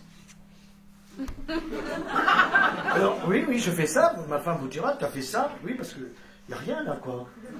Je dis, pourquoi le thorax? Et il me sort poser la tête dessus. Et là, je lui dis, mais, attendez, je dis, vous cherchez votre père? Parce que moi, j'avais remarqué que nos garçons, ils posaient la tête sur moi. Ils se collaient sur mon thorax. Les filles, davantage sur le côté. C'est très intéressant à observer d'ailleurs. Quand vous voyez un papa qui tient un enfant dans sa main, dans ses bras, vous pouvez facilement savoir, si vous restez un quart d'heure avec lui, si c'est un garçon ou une fille, sans savoir la couleur du vêtement et sans savoir à la façon dont il le porte. Le garçon, il vient là. Depuis, j'ai des escarres sur le thorax, vous imaginez, hein. Pourquoi? Parce que le thorax, c'est la symbolique. De quoi? De la force, de la virilité, de la protection, de l'amour paternel qui est transmis au fiston. Et évidemment, beaucoup de femmes aussi aiment bien poser leur tête sur notre thorax. Regardez-les sur les plages. Hein? Vous aimez bien ça, hein? Parce que c'est votre protection, et nous on aime bien, hein? Continuez, hein? C'est toujours très sympa, quoi. Bon. Donc, ça veut dire quoi? Ce que nous observons chez ces garçons, puis j'en ai vu plus de 250, ça m'a permis d'écrire 2 livres sur le sujet, l'un qui s'appelle Homosexualité masculine, pourquoi? Et l'autre, Homosexualité masculine, quel devenir? Tome 12. Alors, pourquoi? On peut voir 3 constantes. C'est très intéressant. Constante première, une immense qualité. ce sont des personnes extrêmement sensibles. C'est vrai que moi, je ne suis pas un hypersensible, hein, vous l'avez senti. Bon. Il n'empêche que j'arrive à pleurer quand même, mais je pleure pas souvent. Mais eux sont des gens, pas simplement pour pleurer, mais ils sont sensibles au niveau, je dirais, des sensibilités les plus profondes de l'être, voyez-vous, au sens non seulement artistique, mais également très sensibles sur des mots qui peuvent leur être donnés, sur des phrases qu'ils peuvent interpréter, sur des choses qu'ils peuvent recevoir de n'importe quelle façon. Et d'ailleurs, je vous cite par exemple le plus grand danseur au monde, Nureyev. Nureyev, il avait 4 ans. À 4 ans, il raconte qu'il va voir un ballet tartare avec son père. Il sort de là, son père le tient par la main et il dit « Papa, je serai danseur ». Et le père lui dit « Tu ne seras pas danseur, c'est pour les filles, c'est pas pour toi, mon petit ». Et ça va être la bagarre entre le père et le fils, père qui ne comprend pas, fils qui n'est pas compris. Et qu'est-ce qui va se passer? Il va être un très grand danseur, mais malheureusement, il va mourir du sida vers l'âge de 50 ans. Voilà, le plus grand danseur au monde. Regardez Gide, regardez Monterland, regardez Jean Marais, je vous en citerai des tas et des tas. Ce sont des personnes d'immense qualité. Ça, c'est très important de se l'ancrer dans le citron profondément. Deuxième élément, deuxième constante. Qui leur a expliqué l'âge le plus important de la vie qui s'appelle la puberté?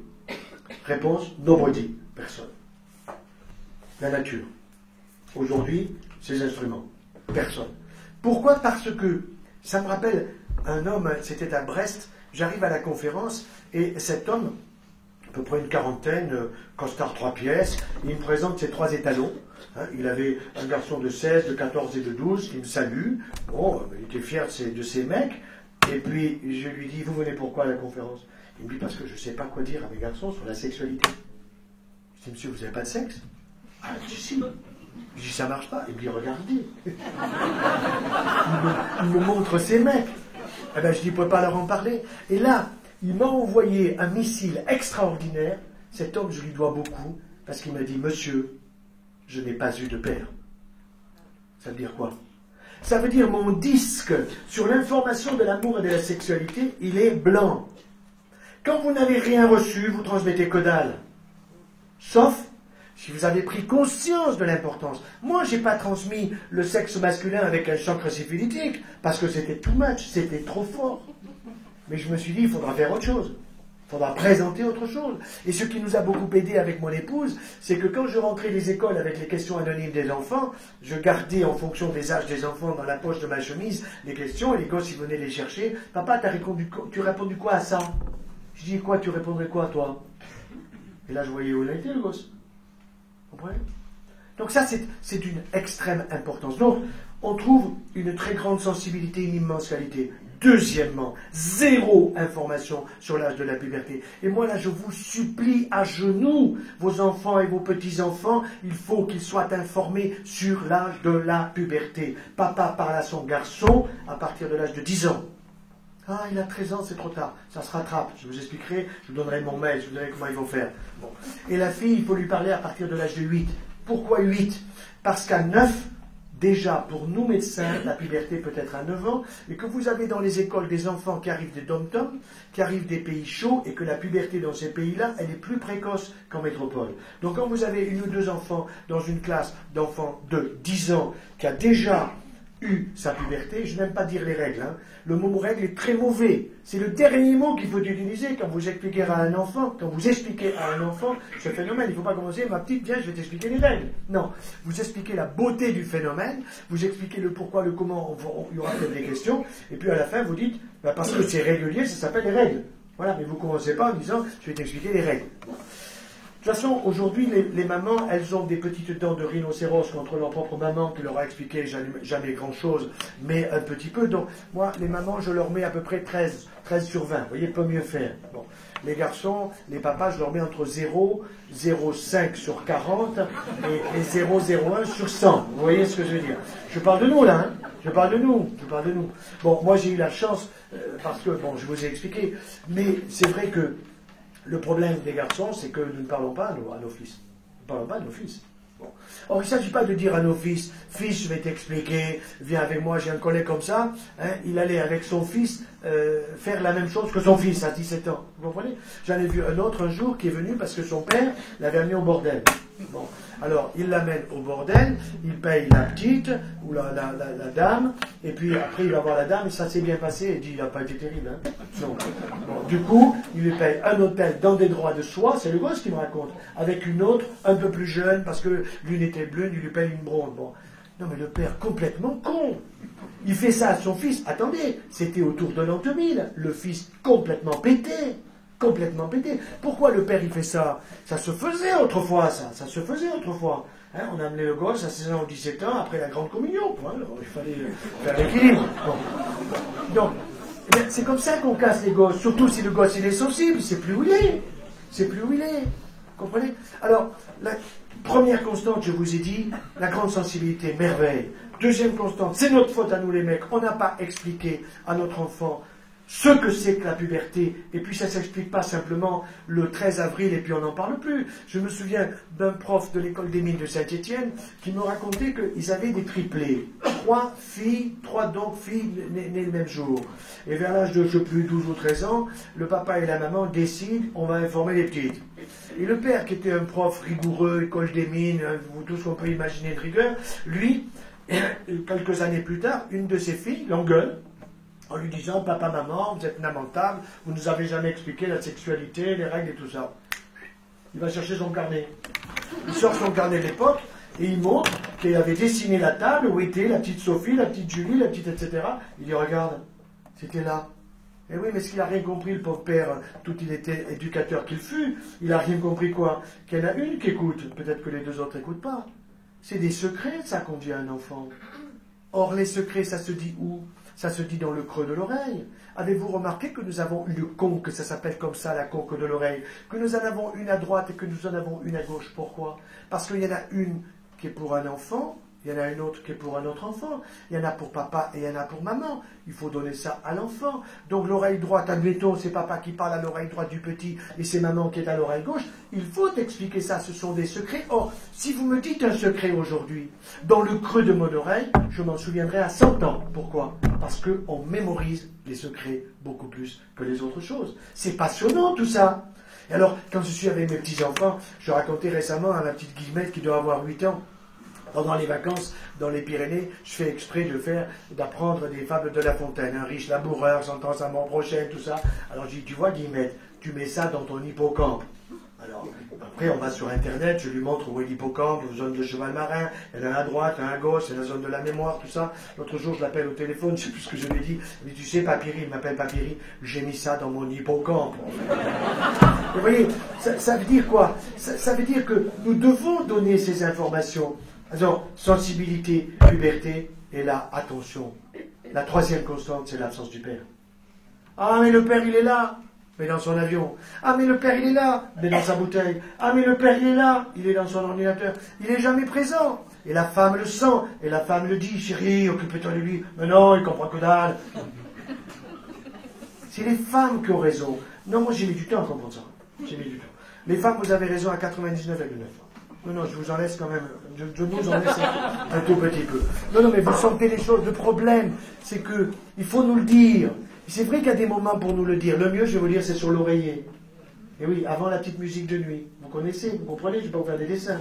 Là, on entend tout. Vous avez remarqué ça? On comprend tout à ce moment-là. Hein? Sauf quand vous dites j'ai mal à la tête, au boulot ceci, au boulot cela, on ne comprend pas parce que vous avez pris la pilule, tout est possible. Enfin, qu'est-ce qui se passe? On risque pas de faire un bébé, pas de problème. Non, mais j'ai mal à la tête. Enfin, bon, tout ça est assez amusant au passage. Mais le père, l'absence du père. Alors, ces mamans qui n'ont pas le père, qui n'ont pas le mari, qui n'ont pas l'homme, non pas simplement pour l'autorité, mais qui fait que lorsque l'enfant arrive à 14 ou 15 ans, il va bouffer sa mère. Il bouffe sa mère comment? En l'agressant, en la traitant de tout. En réalité, ce qu'il ne sait pas lui dire, c'est maman, tu m'as pas donné. Tu m'as pas donné, mon père. Je ne sais pas le dire. Il n'ose pas le dire, parce que c'est extrêmement blessant. Et on ne va pas lui dire d'aller le dire. Mais ça veut dire que nous, les hommes, nous devons être davantage responsabilisés dans la société. Vous voyez? L'absence du père est une catastrophe. C'est une calamité de notre société et j'insiste énormément là-dessus pour que nos enfants, non seulement les parents, les grands-parents, nous puissions être prêts, non pas pour culpabiliser si je suis le grand-père et culpabiliser mon fils qui sera insuffisant, non, mais peut-être pour jouer le rôle de père de substitution. Je joue le rôle de père de substitution souvent. J'accompagne des jeunes qui vont pas bien. Et je leur dis, mais non, il ne faut pas culpabiliser ton père, mon vieux. Il ne pouvait pas, parce que son père, parce qu'on va remonter à Adam et Ève comme ça. On va remonter à Adam et Ève. Parce que le problème, c'est que nous sortons grâce à la théorie du genre. Et donc, moi je dis, cette théorie du genre, elle est bonne. Bonne au sens où elle nous permet de réfléchir sur ces sujets. Elle nous permet d'arriver véritablement dans la transparence, dans la vérité, mais une vérité, il faut savoir la dire. Et c'est pour cette raison qu'il faut faire attention aux mots que nous utilisons. Et le père peut dire certains mots que la mère ne peut pas dire. Quand vous êtes avec un garçon et que vous voulez lui parler du problème des câlins sexuels, commencez pas en disant masturbation. Il ne faut pas commencer par ça. Ça, c'est le curé qui commence par ça et qui va culpabiliser l'enfant. Heureusement, ça va un peu mieux de ce côté-là, ils ont fait des progrès. Bon. Et c'est pas comme ça qu'il faut faire. Il faut dire au garçon qui a 12 ans, 13 ans, tu sais mon petit, quand j'avais ton âge, les filles, elles m'intéressaient vachement. Le gosse, les oreilles en l'air, parce que lui aussi, elle l'intéresse vachement. Mais tu sais, je me souviens, fiston, qu'il y avait des filles, ce qui m'intéressait surtout, c'était qu'elles avaient des belles fesses, des gros seins, des petits seins. Alors, si vous préférez les petits, dites les petits, les gros, bon. Et votre fils, il a les mêmes goûts que vous, hein, vous inquiétez pas. Bon. Mais, vous lui faites faire la distinction entre les filles qui vous attiraient parce qu'elles étaient physiquement attirantes, par rapport à celles qui étaient blondes ou brunes et qui avaient les yeux bleus et pour laquelle, que vous auriez aimé lui tenir la main, que vous auriez aimé lui donner son prénom dans le douceur du nom, pas d'abord. Ça, c'était le côté romantique. Parce que c'est vrai que nous sommes tous passés par là. Et que quand nous étions dans le côté romantique, c'était le cœur qui fonctionnait. Et que quand nous étions dans le côté des fesses, les seins et tout le reste, c'était le sexe qui fonctionnait. Et que c'était tellement rapide d'avoir le sexe en l'air et de lui faire quelques câlins pour avoir quelques plaisirs, alors quand on le fait aux oreilles, ça fait que dalle. Et le gosse, il comprend, il dit, papa, il est comme moi. Et vous n'allez pas aller demander à votre fils ou aller espionner ceci ou cela dans sa chambre, respecter son jardin secret. Mais si vous mettez de l'humour dans tout ça, si en plus, après avoir averti votre femme, vous lui dites à votre petit, quand vous êtes tout seul au bord du lac en train de discuter, ou bien dans la vieille bagnole en train de rouler, après avoir arrangé le rétroviseur pour voir comment il réagit. Tu sais, moi j'ai été amoureux il y avait Julie, il y avait celle-ci, il y avait celle-là, une bonne douzaine, pour en donner une douzaine. Si vous n'en avez pas, je vous en donnerai. Hein. Bon. Parce que vous ne me raconterez pas des histoires que vous avez trouvé votre femme tout d'un coup, déjà à la naissance, c'est des conneries tout ça. Bon. Donc, en arrivant, qu'est-ce qu'il dit? Maman, tu es au courant que papa, avant toi, il y a eu un tel, un tel. Donc il faut prévenir quand même. Hein. Mais quand vous rentrez de cette explication que vous avez donnée à l'enfant, et que votre femme, depuis déjà 6 mois, vous dit, le petit, il faut que tu lui parles. Le petit, ça l'intéresse. Mais non, à son âge, ça ne m'intéressait pas. Mais oui, nous, quand on avait 13 ans, on était à peine... ça nous intéressait à peine. C'est maintenant, je vous ai dit, puberté psychique. Parce qu'ils veulent comprendre, parce qu'ils veulent voir. Et si vous ne donnez pas... Je me souviens que j'étais dans une école, c'était du côté d'Angers, et j'aime à la récréation du collège, 4e, 3e, j'aime me balader, puis les enfants, ils viennent me voir, puis discuter avec moi, et j'en vois 4 qui étaient certainement avec un livre de maths, passionnés, 4. Bon. Alors je m'approche, et au moment où j'approche, celui qui tient le livre de maths le met dans son manteau. Je lui dis, c'est des maths? Il me dit non. Ah, je lui dis, c'est du cul. Il me dit, ouais. Alors, généreux, les enfants sont très généreux. Tout de suite, il me dit, vous voulez voir, monsieur? Alors, je réfléchis, j'avoue que j'avais pas au départ, et puis après, je me suis dit, j'ai donné la bonne réponse. Je dis, oui, si tu me présentes ta maman. Ah non, maman à poil, c'est pas possible. Ah, non. Je dis, présente-moi ta sœur. Ah non. Je dis, mais attends, c'est la maman d'un autre. C'est la sœur d'un autre. Ça, il n'y a pas pensé. Pourquoi vous avez acheté ça? Papa et maman ne disent rien à la maison. Alors, ils ont des magazines en couleur. C'est quadrichromie. Ça coûte la peau des fesses. Maintenant, ils n'ont plus besoin. C'est gratos. C'est des milliards là-dessus. Parce qu'il y a des publicités associées. Parce qu'il y a même des films où au milieu du film, vous avez une petite rupture, puis vous avez une pub. Et c'est du porno. et de continuer là-dessus. Il s'en prend plein la tête. Et je vais terminer par là. Qu'est-ce qui se passe?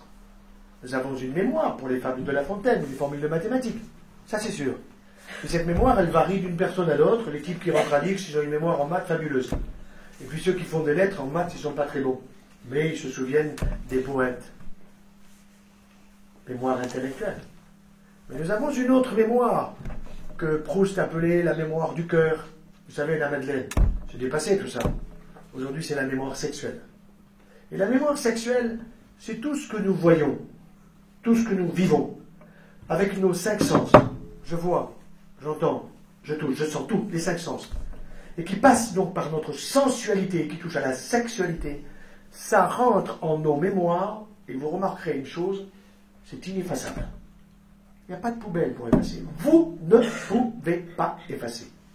Un viol, un attouchement, des choses de ce genre, ineffaçable. Ineffaçable. Et nous sommes dans une société où ce qui est intéressant à observer, c'est que la mémoire sexuelle, c'est un puits sans fond.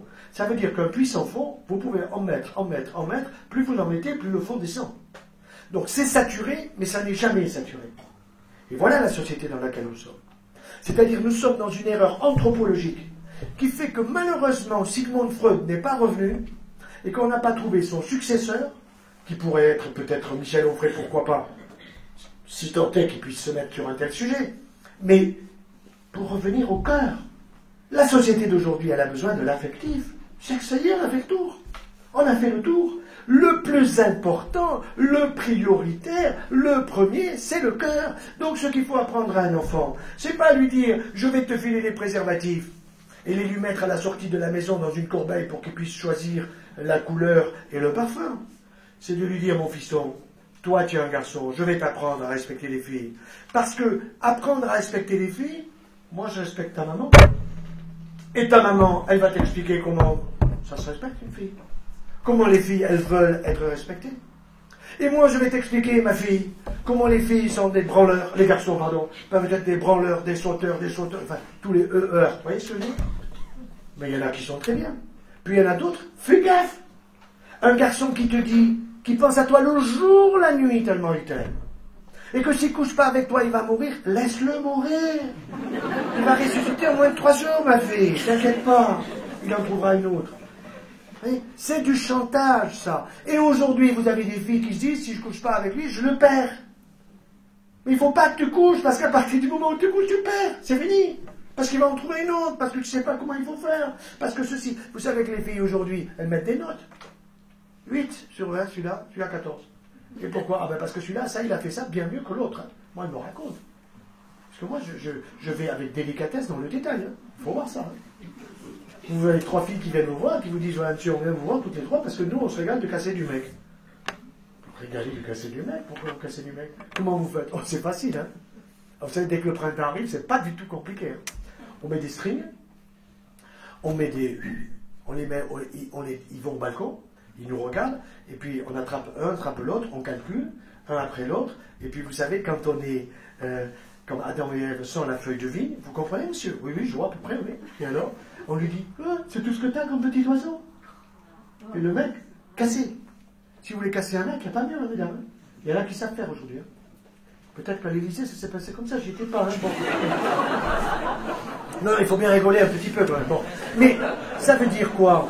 Ça veut dire quoi? Ça veut dire qu'il faut que nous soyons conscients de l'importance de parler de ces sujets-là avec délicatesse et qu'il n'y a pas mieux qu'un cerveau et un cœur féminin associés à un cerveau et à un cœur masculin qui parlent entre eux, qui discutent entre eux, pas simplement des prochaines vacances ou de la prochaine marque de bagnole, c'est pas important, mais qui parlent des enfants et qui disent, parce que c'est la femme, quand vous lui dites j'ai envie de dire ça au petit, qu'est-ce que tu en penses? Elle va vous dire mais non, elle comprendra que dalle. Parce que lorsque vous avez parlé à l'enfant, la femme elle passe derrière et elle dit papa il a dit ça, oui mais le petit il n'a rien compris. C'est vrai que quand nous parlons à l'enfant, souvent ils ne comprennent pas, alors que quand vous, mesdames, vous parlez à l'enfant, l'enfant il comprend. Donc ça veut dire qu'il faut vraiment être deux pour parler de tout ça. Alors, je crois que maintenant, il faut passer au dialogue. Donc, nous n'allons pas hésiter, parce que je crois qu'il y a un micro-baladeur ou deux, donc vous n'hésitez pas à m'agresser, Vous n'êtes pas là pour me dire c'est bien, c'est pas bien. C'est surtout pour me poser des questions. Rentrons s'il faut dans le détail. Ne me parlez pas de votre enfant. Parlez plutôt ou de votre mari ou de votre femme. Essayons de généraliser la question pour qu'on soit vraiment dans des possibilités de réponse. Madame, tout de suite là-bas. Une dame en orange.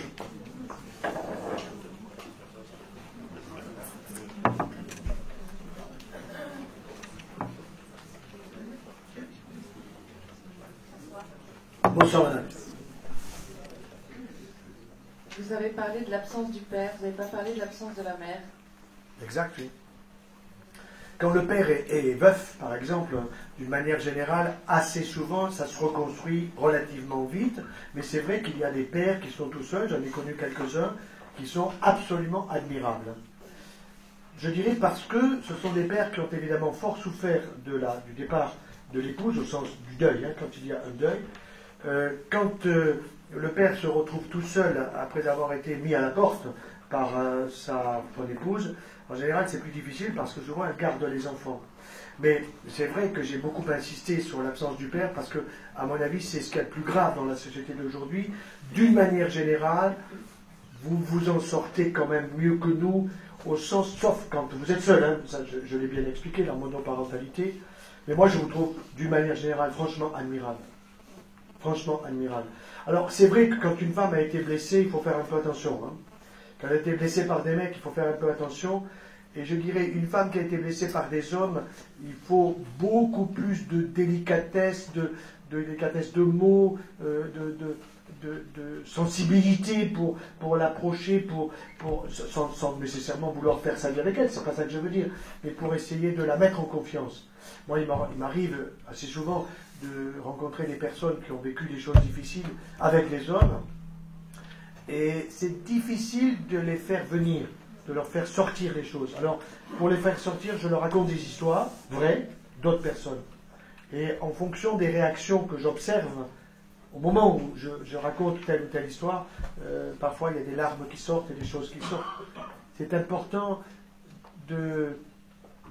d'exprimer, vous voyez, c'est important d'exprimer. Mais nul doute que la création, elle est masculine et féminine. Et heureusement, et que c'est beau, et que c'est magnifique. Et je dis à mes enfants, nous avons 40 ans de vie commune avec mon épouse. Bon, on a eu la chance c'est pas que de la chance quand même, on s'est bien trouvé, mais on a réfléchi avant de se mettre ensemble. On a réfléchi, oui, on a mis du temps, ça a été une petite année quand même. Moi j'ai trouvé qu'elle était longue à me dire oui. Vous voyez, bon, j'ai dit, tu as mis 6 mois, c'est vachement long. Il me dit non, j'ai mis 3 mois. Je dis non, tu ne te souviens pas, moi j'ai fait beaucoup, c'était 6 mois quoi. Donc je m'amuse en disant ça, mais ceci pour dire que vous n'êtes pas facile à comprendre, et nous ne sommes pas faciles à comprendre. Et la seule façon de nous comprendre, c'est qu'il y ait des psys qui arrivent à nous aider quand on n'arrive pas, ou alors qu'on ait une certaine, liberté de parole dans le respect de l'un et de l'autre. Moi, ce qui me frappe, je trouve, c'est le non-respect. Les mots qui sont exprimés de manière générale sont, par les jeunes en particulier, il faut voir les jeunes dans les lycées, dans les écoles, comment ils s'expriment sur les filles, et comment les filles s'expriment sur les garçons. C'est inquiétant. Mais à nous, les anciens, de faire passer des messages. On a du boulot là-dessus. Peut-être que ça ne vous convient pas comme réponse, madame, je ne sais pas. Mais forcez sur la question. Un enfant qui serait abandonné par sa mère, donc il reste que avec son père. Il reste qu'avec son père. Mais on va être un peu plus précis. Il a quel âge? Vous diriez, bon, peu importe. C'est une généralité. Oui. Parce que vous avez parlé de l'absence du père. Ça me fait penser à ce film que j'ai vu récemment qui s'appelle Tel père, tel fils. Oui. Bon, non, attendez, on va rester vraiment sur la question, sur votre question, c'est l'enfant, il est abandonné par sa mère. Moi, immédiatement, je vais mettre des âges. Je suis obligé de mettre des âges, parce que c'est pas pareil. Si l'enfant va être, entre guillemets, abandonné par sa mère et qu'il est tout petit et qu'il ne la connaît pas, ou bien si c'est à l'âge de 8 ans ou 9 ans. C'est sûr que si la mère est agressive, que le gosse, il vit des choses difficiles, dans des comportements de sa mère qui ne vont pas, ça va être, il vaut mieux le séparer de sa mère et éventuellement que le père aille trouver une autre compagne, ou bien qu'il garde son petit et qu'il le protège. Ça dépend aussi de la violence que la mère fait passer à son enfant. Vous voyez. Mais, bon, ça existe, hein. C'est évident que ça existe, mais c'est plutôt l'inverse, quoi. Donc, des cas comme ça, une mère qui va... Tiens, on va prendre, si j'en ai un exemple. Un monstre. Il est passé pour un monstre dans les médias. Il s'appelle Fourniret. Et cet homme, ça m'a beaucoup impressionné parce qu'il violait et tuait que des filles vierges. Bon, alors, tuer, terrible. Violer, terrible. Et filles vierges, enfin, c'est le total du total, quoi. Vous dites, mais qu'est-ce que ce gars, il a dans la tronche? Pourquoi plus des filles vierges? Bon. Et puis, un beau jour, je crois que c'est dans le Parisien, il y avait 2 pages. Et je me tape les 2 pages, de A à Z, à la recherche du pourquoi. Et je l'ai trouvé. Fourniret a dit à ses psys, à ses juges, qu'il a été violé par sa mère. 5 ans, pendant plusieurs années, et que sa mère avait été violée par des nazis. Ça, vous pouvez aussi imaginer, on ne va pas faire des dessins. D, c'est pas un, D. Ça veut dire quoi? Ça veut dire qu'il a eu une maman cassée, il a vécu une maman cassée, qu'il a cassée dans sa sexualité, peut-être, je veux dire, sans le vouloir, je ne cherche pas à culpabiliser ni la mère ni l'enfant. Mais la conséquence sur cet enfant, ça a été de violer, de tuer les filles vierges. Vous voyez? Là, on est dans l'extrême absolu, quoi. On est dans l'extrême absolu. Et ce qui s'est passé, c'est que cet enfant, arrivé à des âges de sa puberté ailleurs, il n'a pas eu un père, il n'a pas eu un foyer d'accueil, il n'a pas eu je ne sais pas qui, quelqu'un qui puisse lui expliquer, mon petit, on va t'expliquer, c'est dur, ceci, cela, enfin, faire tout le cheminement psychologique absolument indispensable. Le gros problème d'aujourd'hui des psys, moi ce qui me frappe chez les psys, c'est qu'il y a 2 sujets qu'ils abordent jamais. C'est la spiritualité, c'est interdit, pour eux, ils se l'interdisent, et c'est la sexualité, il dit sexologue. Et sexologue, lui, c'est la mécanique. Ça monte ou pas? Ça rentre ou pas? C'est humide ou c'est pas humide? Vous voyez? 0, c'est nul. C'est nul. Alors que la sexualité, c'est d'abord le cœur. D'abord le cœur. D'abord l'affectivité. Je me souviens d'une jeune fille qui s'en est très bien sortie, qui avait une anorexie mentale grave. Très très grave, cachectique, bon. Et elle vient me voir. Elle avait vu tous les collègues pour la nutrition, l'hôpital, on l'a gavée, etc. Et quand elle était... Alors elle s'en est sortie, puis je l'ai revue plusieurs années, et je lui ai dit, mais pourquoi vous avez continué avec moi et pas avec d'autres? Alors je ne suis pas du tout psy, je ne suis pas psychologue, mais manuel. Bon. Elle me dit, parce que la première chose que vous m'avez dite, vous m'avez dit, quand vous serez amoureuse, ça vous passera.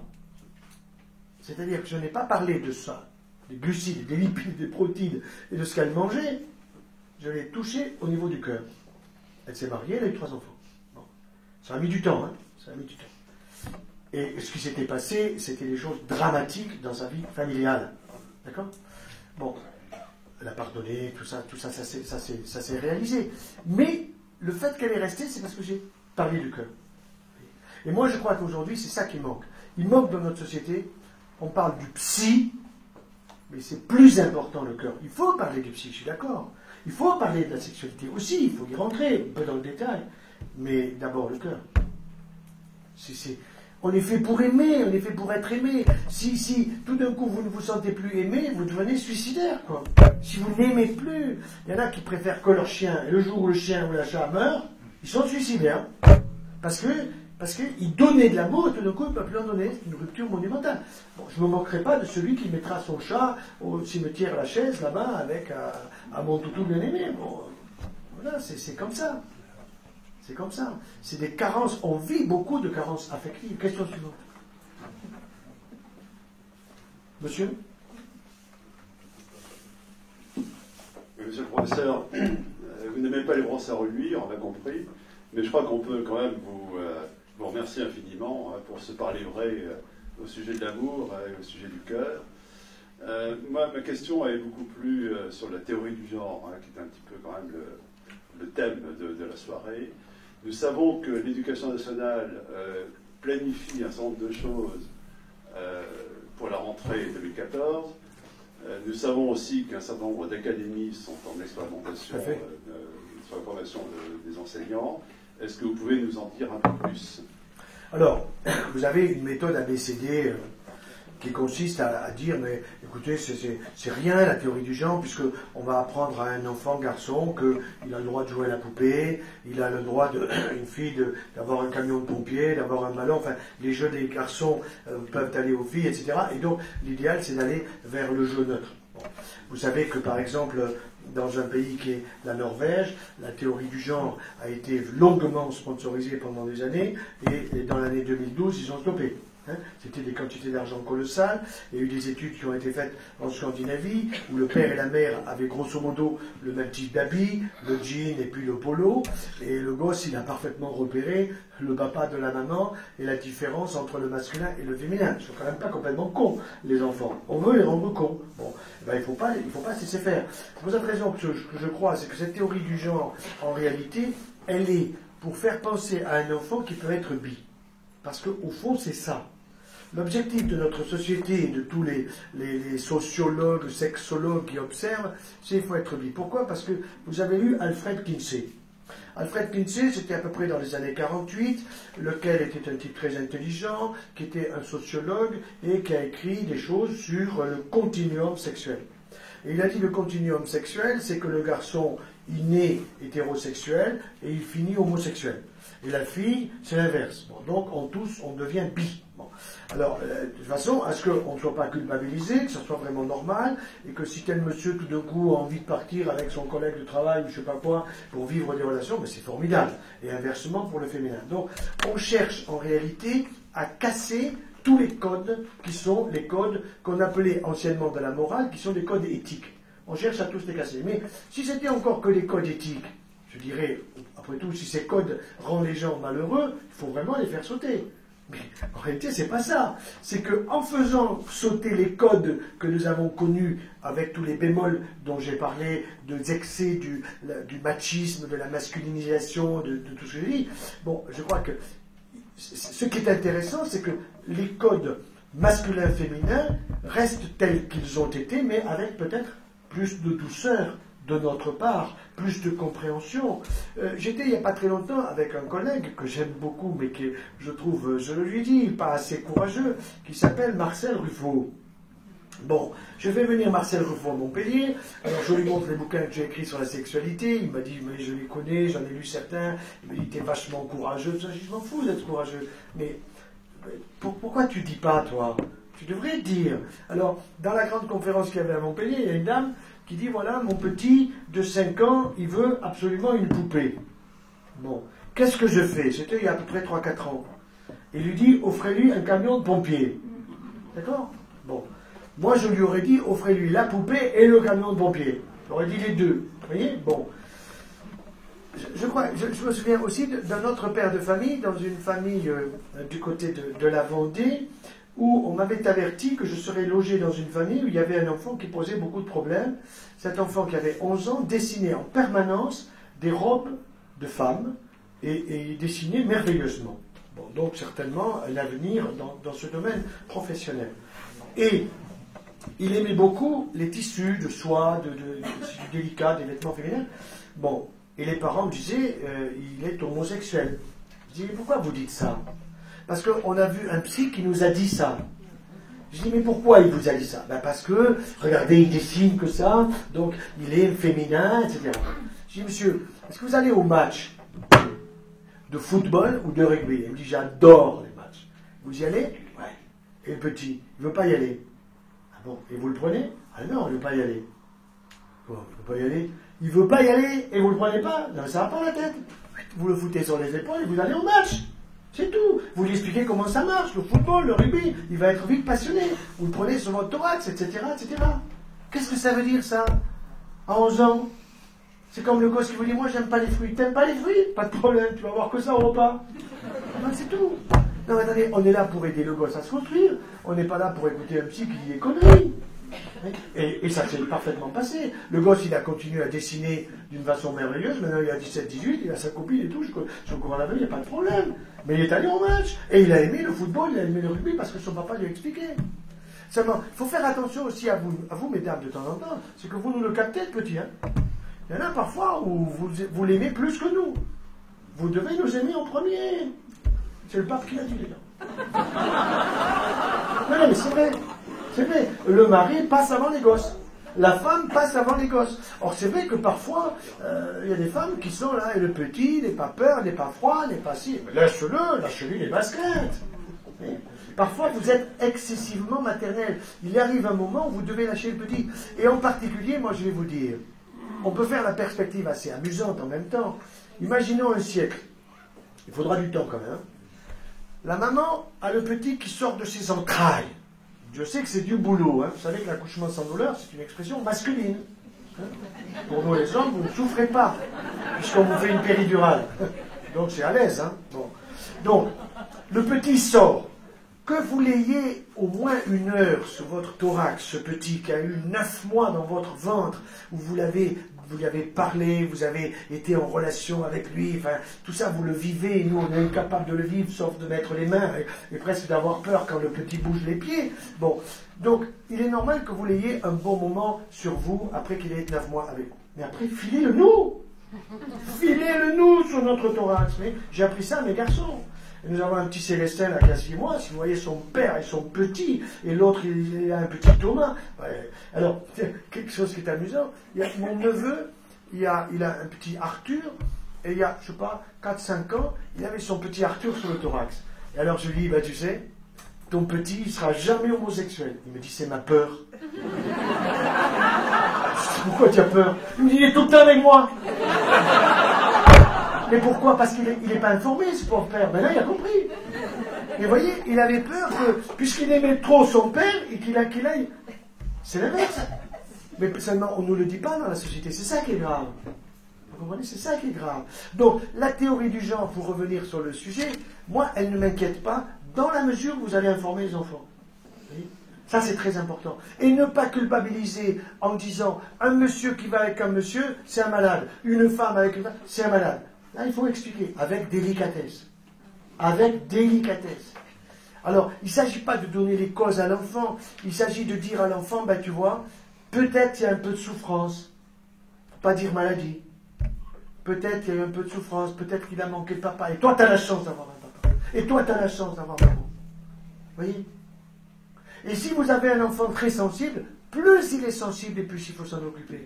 Plus il faut lui raconter des petites histoires dans les coins de ses oreilles de chaque côté. Ça, c'est très important, très important. Et moi, c'est vrai que je l'ai fait, mais pas assez.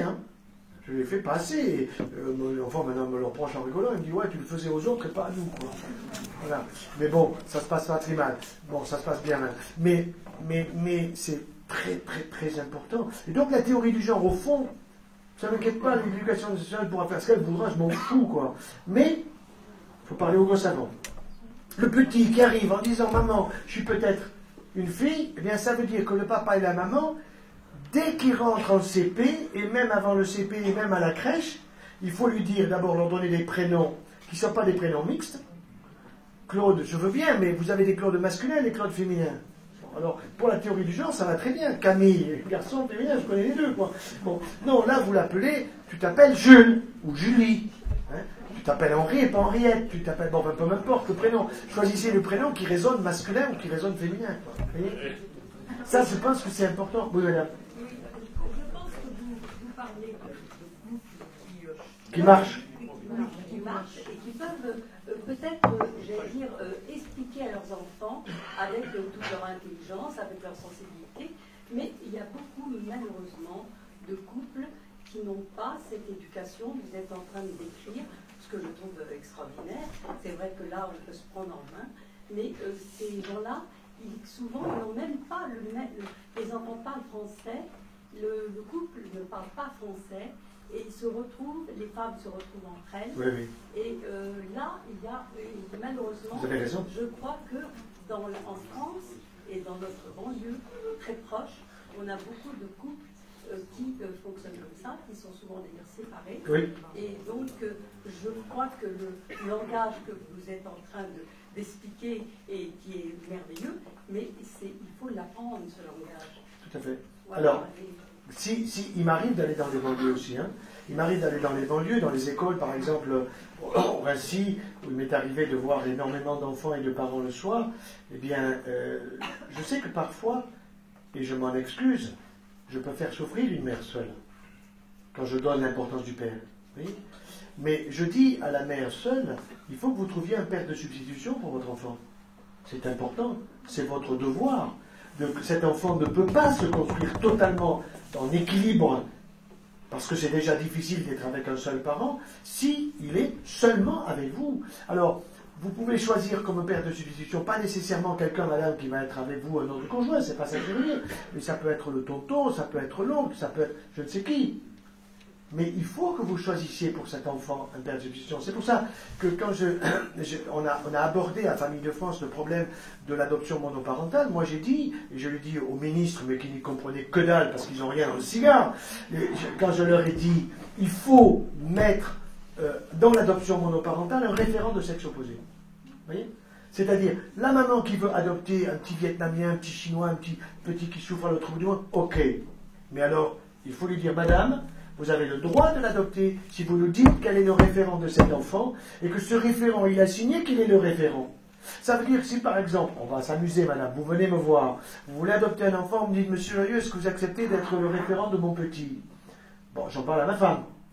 Elle accepte. Elle me dit oui, bon, ben, on accepte tous les deux, d'accord, je serai le référent, mais madame, je vais vous dire, moi je préfère être le référent peut-être de 0 jusqu'à 10 ans. Après, c'est pas trop. À 10 ans, il faudra en trouver un autre, je vous aiderai à trouver un autre qui sera meilleur peut-être pour le 10 ans. Parce qu'il viendra chez moi, on l'invitera, il viendra peut-être aux vacances, etc. Il faudra qu'il ait de cet enfant, garçon ou fille, de la relation avec une personne de sexe différent par rapport à sa mère. Et c'est là que la théorie du genre, elle est très dangereuse. Le problème, c'est que ce que vous êtes en train de proposer comme référent, oui.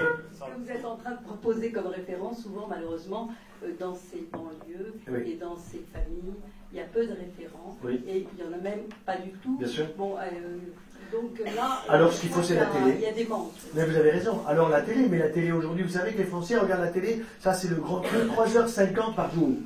Nous, on a foutu à la poubelle la télé. Donc vous imaginez, s'il y en a qui ne la regardent pas du tout, il y en a qui la regardent longtemps. Hein. Bon, donc, mais si la télé pourrait être géniale, merci beaucoup, elle pourrait être absolument géniale. Le problème, c'est que l'inverse, c'est l'inverse. Bon, il y a des émissions de qualité, il n'est pas question de dire que tout est mauvais. Mais sur le plan général de l'éducation, de ce que l'on pourrait faire passer comme message aux familles, ce que vous dites par exemple vers les banlieues, moi j'ai jamais pu passer à la télé sur ces sujets-là. J'ai jamais refusé. Et ça ne me ferait pas peur d'avoir des millions de gens qui regardent et puis qui m'envoient des SMS ou des machins. Bon, je suis passé chez une femme que on m'a accusé d'être allé avec elle, mais ça m'a amusé. Brigitte Lahaye. C'est la pornographe. Mais elle est formidable. D'abord, elle s'est finie, elle a arrêté ce type de boulot. Bon, elle m'a appelé 3 fois. Je suis allé 3 fois dans son émission. Ce que j'ai aimé, c'était du direct. 2, elle m'a dit, monsieur Joyeux, vous êtes libre de me couper la parole. Vous êtes libre de dire ce que vous voulez. Vous n'êtes pas coupé. Vous êtes en direct. Et je me suis rendu compte qu'il y a beaucoup de gens qui écoutaient. Hein. Tellement qu'après le premier passage d'invitation, on m'a dit, vous avez fait monter l'audimat. Quand vous faites monter l'audimat, la radio, vous l'intéressez parce que vous faites rentrer du pognon. Parce que l'audimat, c'est de la pub. Du coup, elle m'a rappelé une 2e fois. Du coup, elle m'a rappelé une 3e fois. La 4e fois, je ne pouvais pas y aller. C'était pas, ça ne correspondait pas à mon emploi du temps. Mais c'est intéressant d'aller sur cette radio pour faire passer des messages. Hein. C'est intéressant. Hein. Alors, non, il y a un boulot monstre d'information.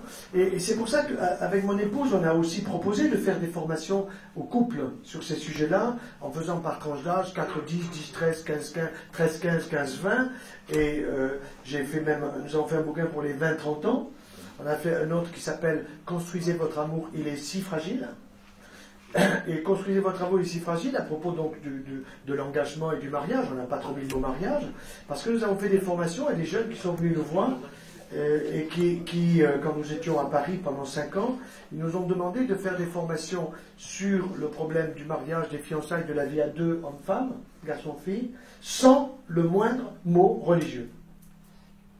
Bon, alors, ils nous disaient chaque fois que vous sortirez un mot religieux, on fait ça, refaites la phrase.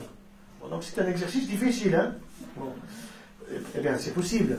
Et du coup, il en est sorti un livre qui s'appelle « Construisez votre amour, il est si fragile ». Il est parti de quoi, ce livre? D'un livre de Léon Blum, que j'ai trouvé à Normal Sup, qui est un livre qu'il a écrit Léon Blum en 1907, il est introuvable. Le mariage. Le mariage. Même du mariage. Du mariage. Et qu'est-ce qu'il dit Léon Blum? Il est fabuleux. Contre nous de bêtises. À l'époque, le pauvre, il ne savait pas tout, il n'était pas encore à la théorie du genre. Bon, qu'est-ce qu'il dit? Il dit, jusqu'à 40 ans, l'homme et la femme à fond la caisse, ils convolent de l'un à l'autre, et ça se croise, et ça coïte, et tout ce que vous voudrez. À 40 ans, l'homme et la femme se calment.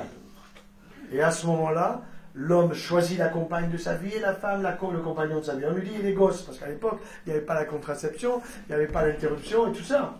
On lui dit, pas de problème. Il dit, Rousseau. Qu'est-ce qu'il a fait, Jean-Jacques Rousseau? Assistance publique. Il s'est confessé quand même de ses confessions, il a tout loupé, quoi. Bon, donc c'est pas la solution de mettre les gosses à l'assistance publique, il faut s'en occuper, papa, maman. Donc, j'ai pris le livre de Léon Blum, que j'ai décortiqué, je dirais que j'ai disséqué chirurgicalement, c'est pourquoi il était passionnant. Eh bien, qu'est-ce que j'ai fait? J'ai montré toutes les erreurs. Toutes les erreurs. Et aujourd'hui, je dirais les erreurs, on les paye. Hein. On les paye. Seulement aujourd'hui, attention, hein, ils commencent à 14 ans, ou à l'école. Et à l'école, je vais vous donner la clé. Je l'ai dit l'autre jour sur Radio Courtoisie, ça va passer prochainement, ils m'ont interviewé hier, ils m'ont interviewé hier pendant 1h30. La clé est la suivante. L'éducation nationale va en prendre plein la tête et ça ne va pas tarder. Vous avez dans l'éducation nationale, c'est dans les écoles, l'infirmière. L'infirmière, qu'est-ce qu'elle fait? La gosse, elle vient la voir. Ah, j'ai eu une relation sexuelle hier, j'ai peur d'attendre un bébé. Viens vite. Pilule le lendemain. Il y a la pilule du surlendemain maintenant. Et on leur conseille même, la veille du jour où ils vont jouer à saute-mouton, de prendre la pilule du lendemain la veille du jour où. Vous me suivez? Quand vous regardez le produit que ça correspond, en quel correspond cette pilule? C'est du Norlevo, c'est-à-dire c'est un progestatif à une dose importante. Il a deux modes d'action. Soit vous prenez la pilule du lendemain dans les 7 heures qui suivent le rapport. Admettons, le rapport a eu lieu à 6 heures du matin, vous le prenez avant midi dans la pharmacie. Pas de problème, effet contraceptif. Ça veut dire que le spermatozoïde n'a pas eu le temps de rejoindre l'ovule, la voie est coupée. Bien, contraceptif. Par contre, si vous le prenez au-delà de 7 heures, eh bien, le spermatozoïde, il a eu le temps de rejoindre l'ovule, il y a eu procréation, c'est pas plus grand qu'un grain de sable, ça se passe dans la trompe, et puis là, il y a un premier voyage d'une semaine, et ce premier voyage fait qu'au bout d'une semaine, il va y avoir la nidation au fond de l'utérus. Et là, c'est pas possible, parce que la pilule du lendemain ou du surlendemain est un contragestif. On n'est pas capable de répondre combien de pourcentage de cas est contragestif et combien est contraceptif, sauf en fonction du temps de prise. Mais la fille, elle peut vous raconter une salade. J'ai eu un rapport hier à 18h en sortant de l'école, et puis le lendemain, elle a un trouillomètre à 0 parce qu'elle n'a pas les règles qu'elle attendait ou je sais pas quoi, mais elle se dit, ça y est, je suis enceinte, c'est la cata, quoi. Et, bon, seulement, vous savez ce qui se passe? Elle prend l'étagère, quoi? Un échantillon. Qui le donne, l'échantillon? Quel labo? Pfizer? Tous les autres. Et est-ce qu'elle note sur un carnet? Bien sûr que non. Elle note que dalle. Seulement, attention. Il va se faire qu'elle va prendre aujourd'hui, vous avez des filles qui prennent 3 fois, 4 fois la pilule du lendemain et du surlendemain. Hein. Et les parents, ils savent que dalle. Ça commence à 14 ans. Hein. Et puis, on va trouver qu'à 15 ans, à 18 ans, il y a un cancer du sein qui apparaît. Il y a une enquête qui va être faite et on va se rendre compte, mais la fille ne va pas le dire, mais finalement elle va le dire, on va se débrouiller pour le trouver, qu'elle a bouffé, parce que ça ne tombe pas du ciel, un cancer du sein. Ce qui est intéressant avec la science d'aujourd'hui, c'est que Dieu est culpabilisé. En ce sens qu'aujourd'hui, quand vous avez une tumeur, quand vous avez un cancer, où qu'il soit, Dieu n'est pas responsable. Hein. Moi, je vous rassure tout de suite. Hein. Ce n'est pas vous qui êtes responsable nécessairement. C'est la société d'une manière générale. 1, parce qu'elle n'a pas informé. 2, parce qu'il y a de la pollution. 3, parce qu'il y a des cochonneries, parce que la bouffe, etc. Bon, on ne va pas rentrer dans les causes. Mais ce qui est sûr, c'est que les parents, s'ils fouinent un peu, ils vont dire, ah bon, tu as pris ça? Quel jour, quelle heure? Éducation nationale, procès, un avocat courageux. Mais on dira, mais il n'y a pas de trace. Il n'y a pas de trace. Est-ce que c'est normal qu'il n'y ait pas de trace? On file un produit dont on sait qu'il est cancérigène, authentiquement cancérigène, parce que la pilule, elle est cancérigène. Ça a été dit en 2005.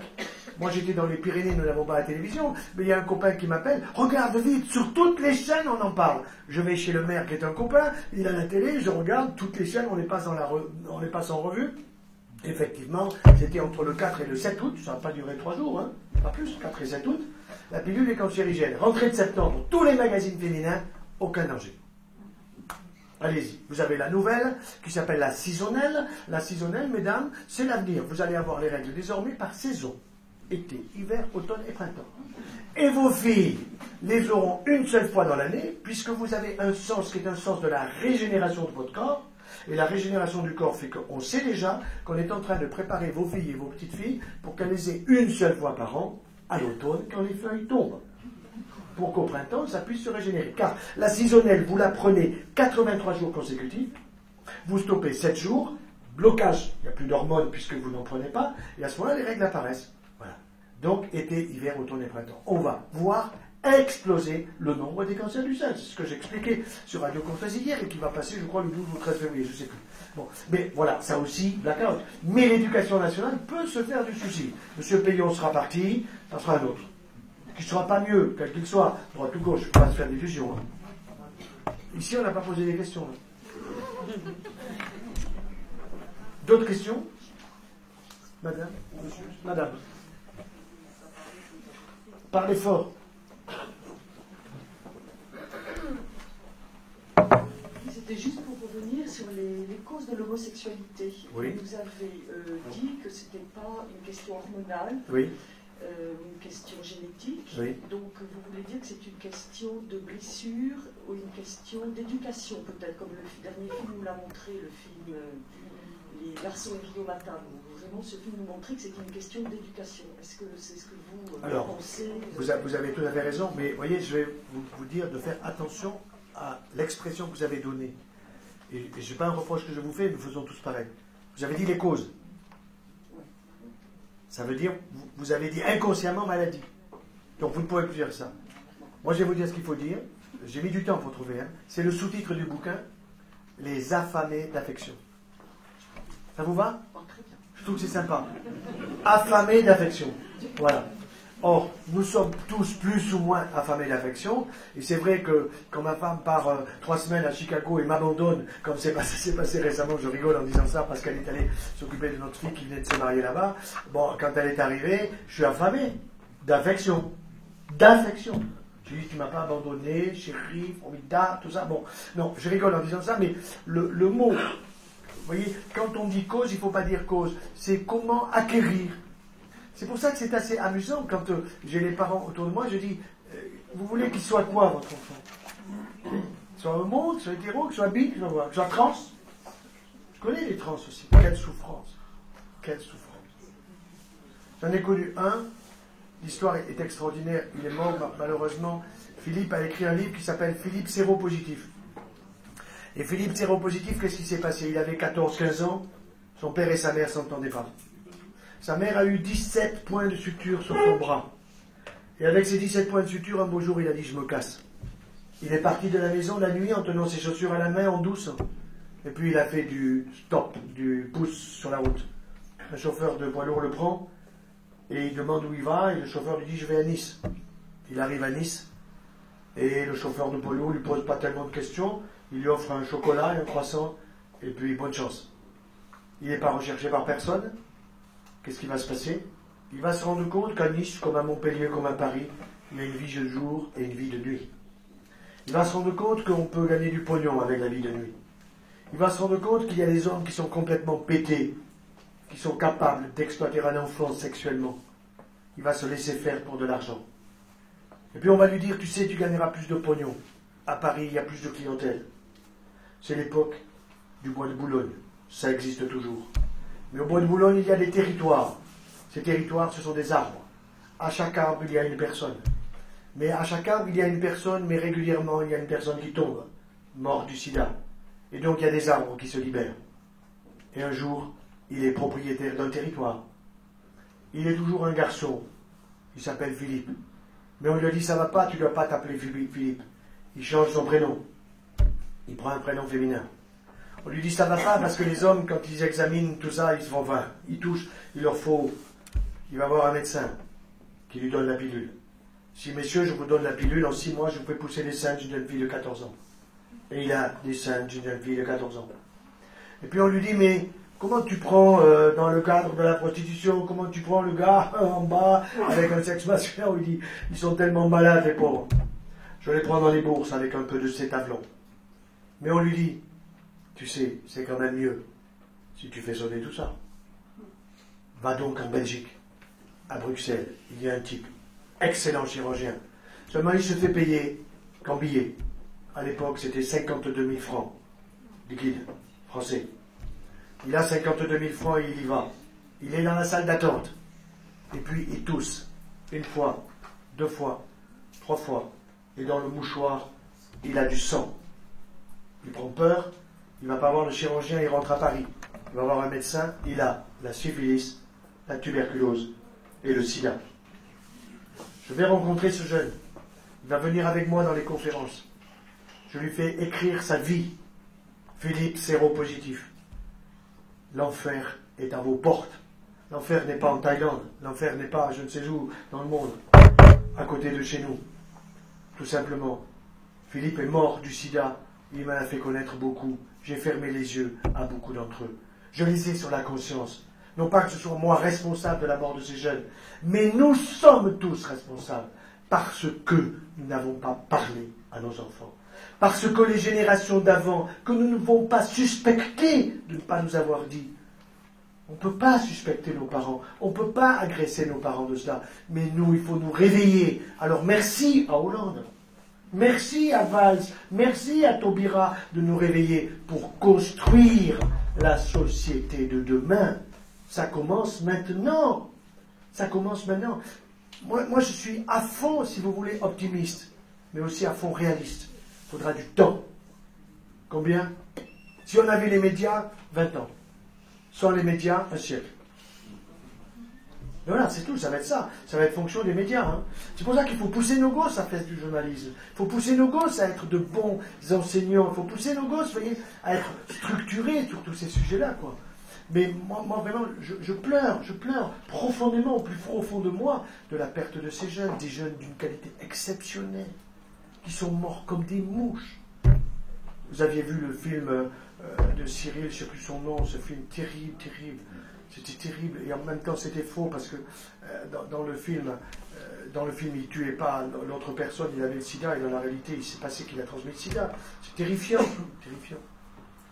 Non, aujourd'hui, notre société est en danger, mais à partir du moment où on sait qu'il y a un danger, on va l'éviter.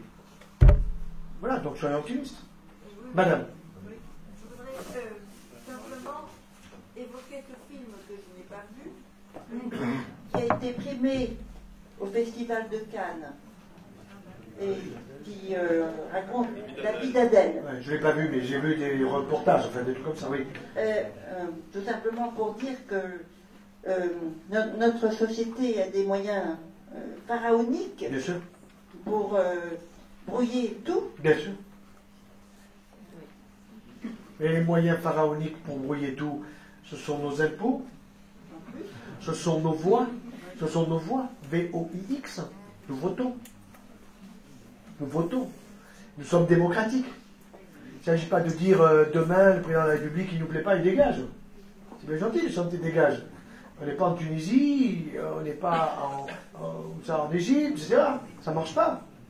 C'est vrai qu'aujourd'hui, il faut reconnaître les choses, les institutions protègent le président, mais ils ne nous protègent pas nous. Ça, ils s'en foutent. Pas son problème. Et vous savez, son objectif, je l'ai lu dans la presse, donc je vous dis simplement la traduction de ce que j'ai lu dans la presse. Il est déjà en campagne pour 2017. Et l'objectif, il est clair. Il veut en face de lui Madame Le Pen. Et il va y arriver. Sauf, non, mais attendez. Sauf si nous nous réveillons. Mais ça veut dire, et je suis très content parce que je vois qu'il y a quand même plus de femmes que d'hommes au total.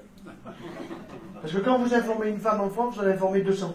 Non, mais ça ne rigole pas.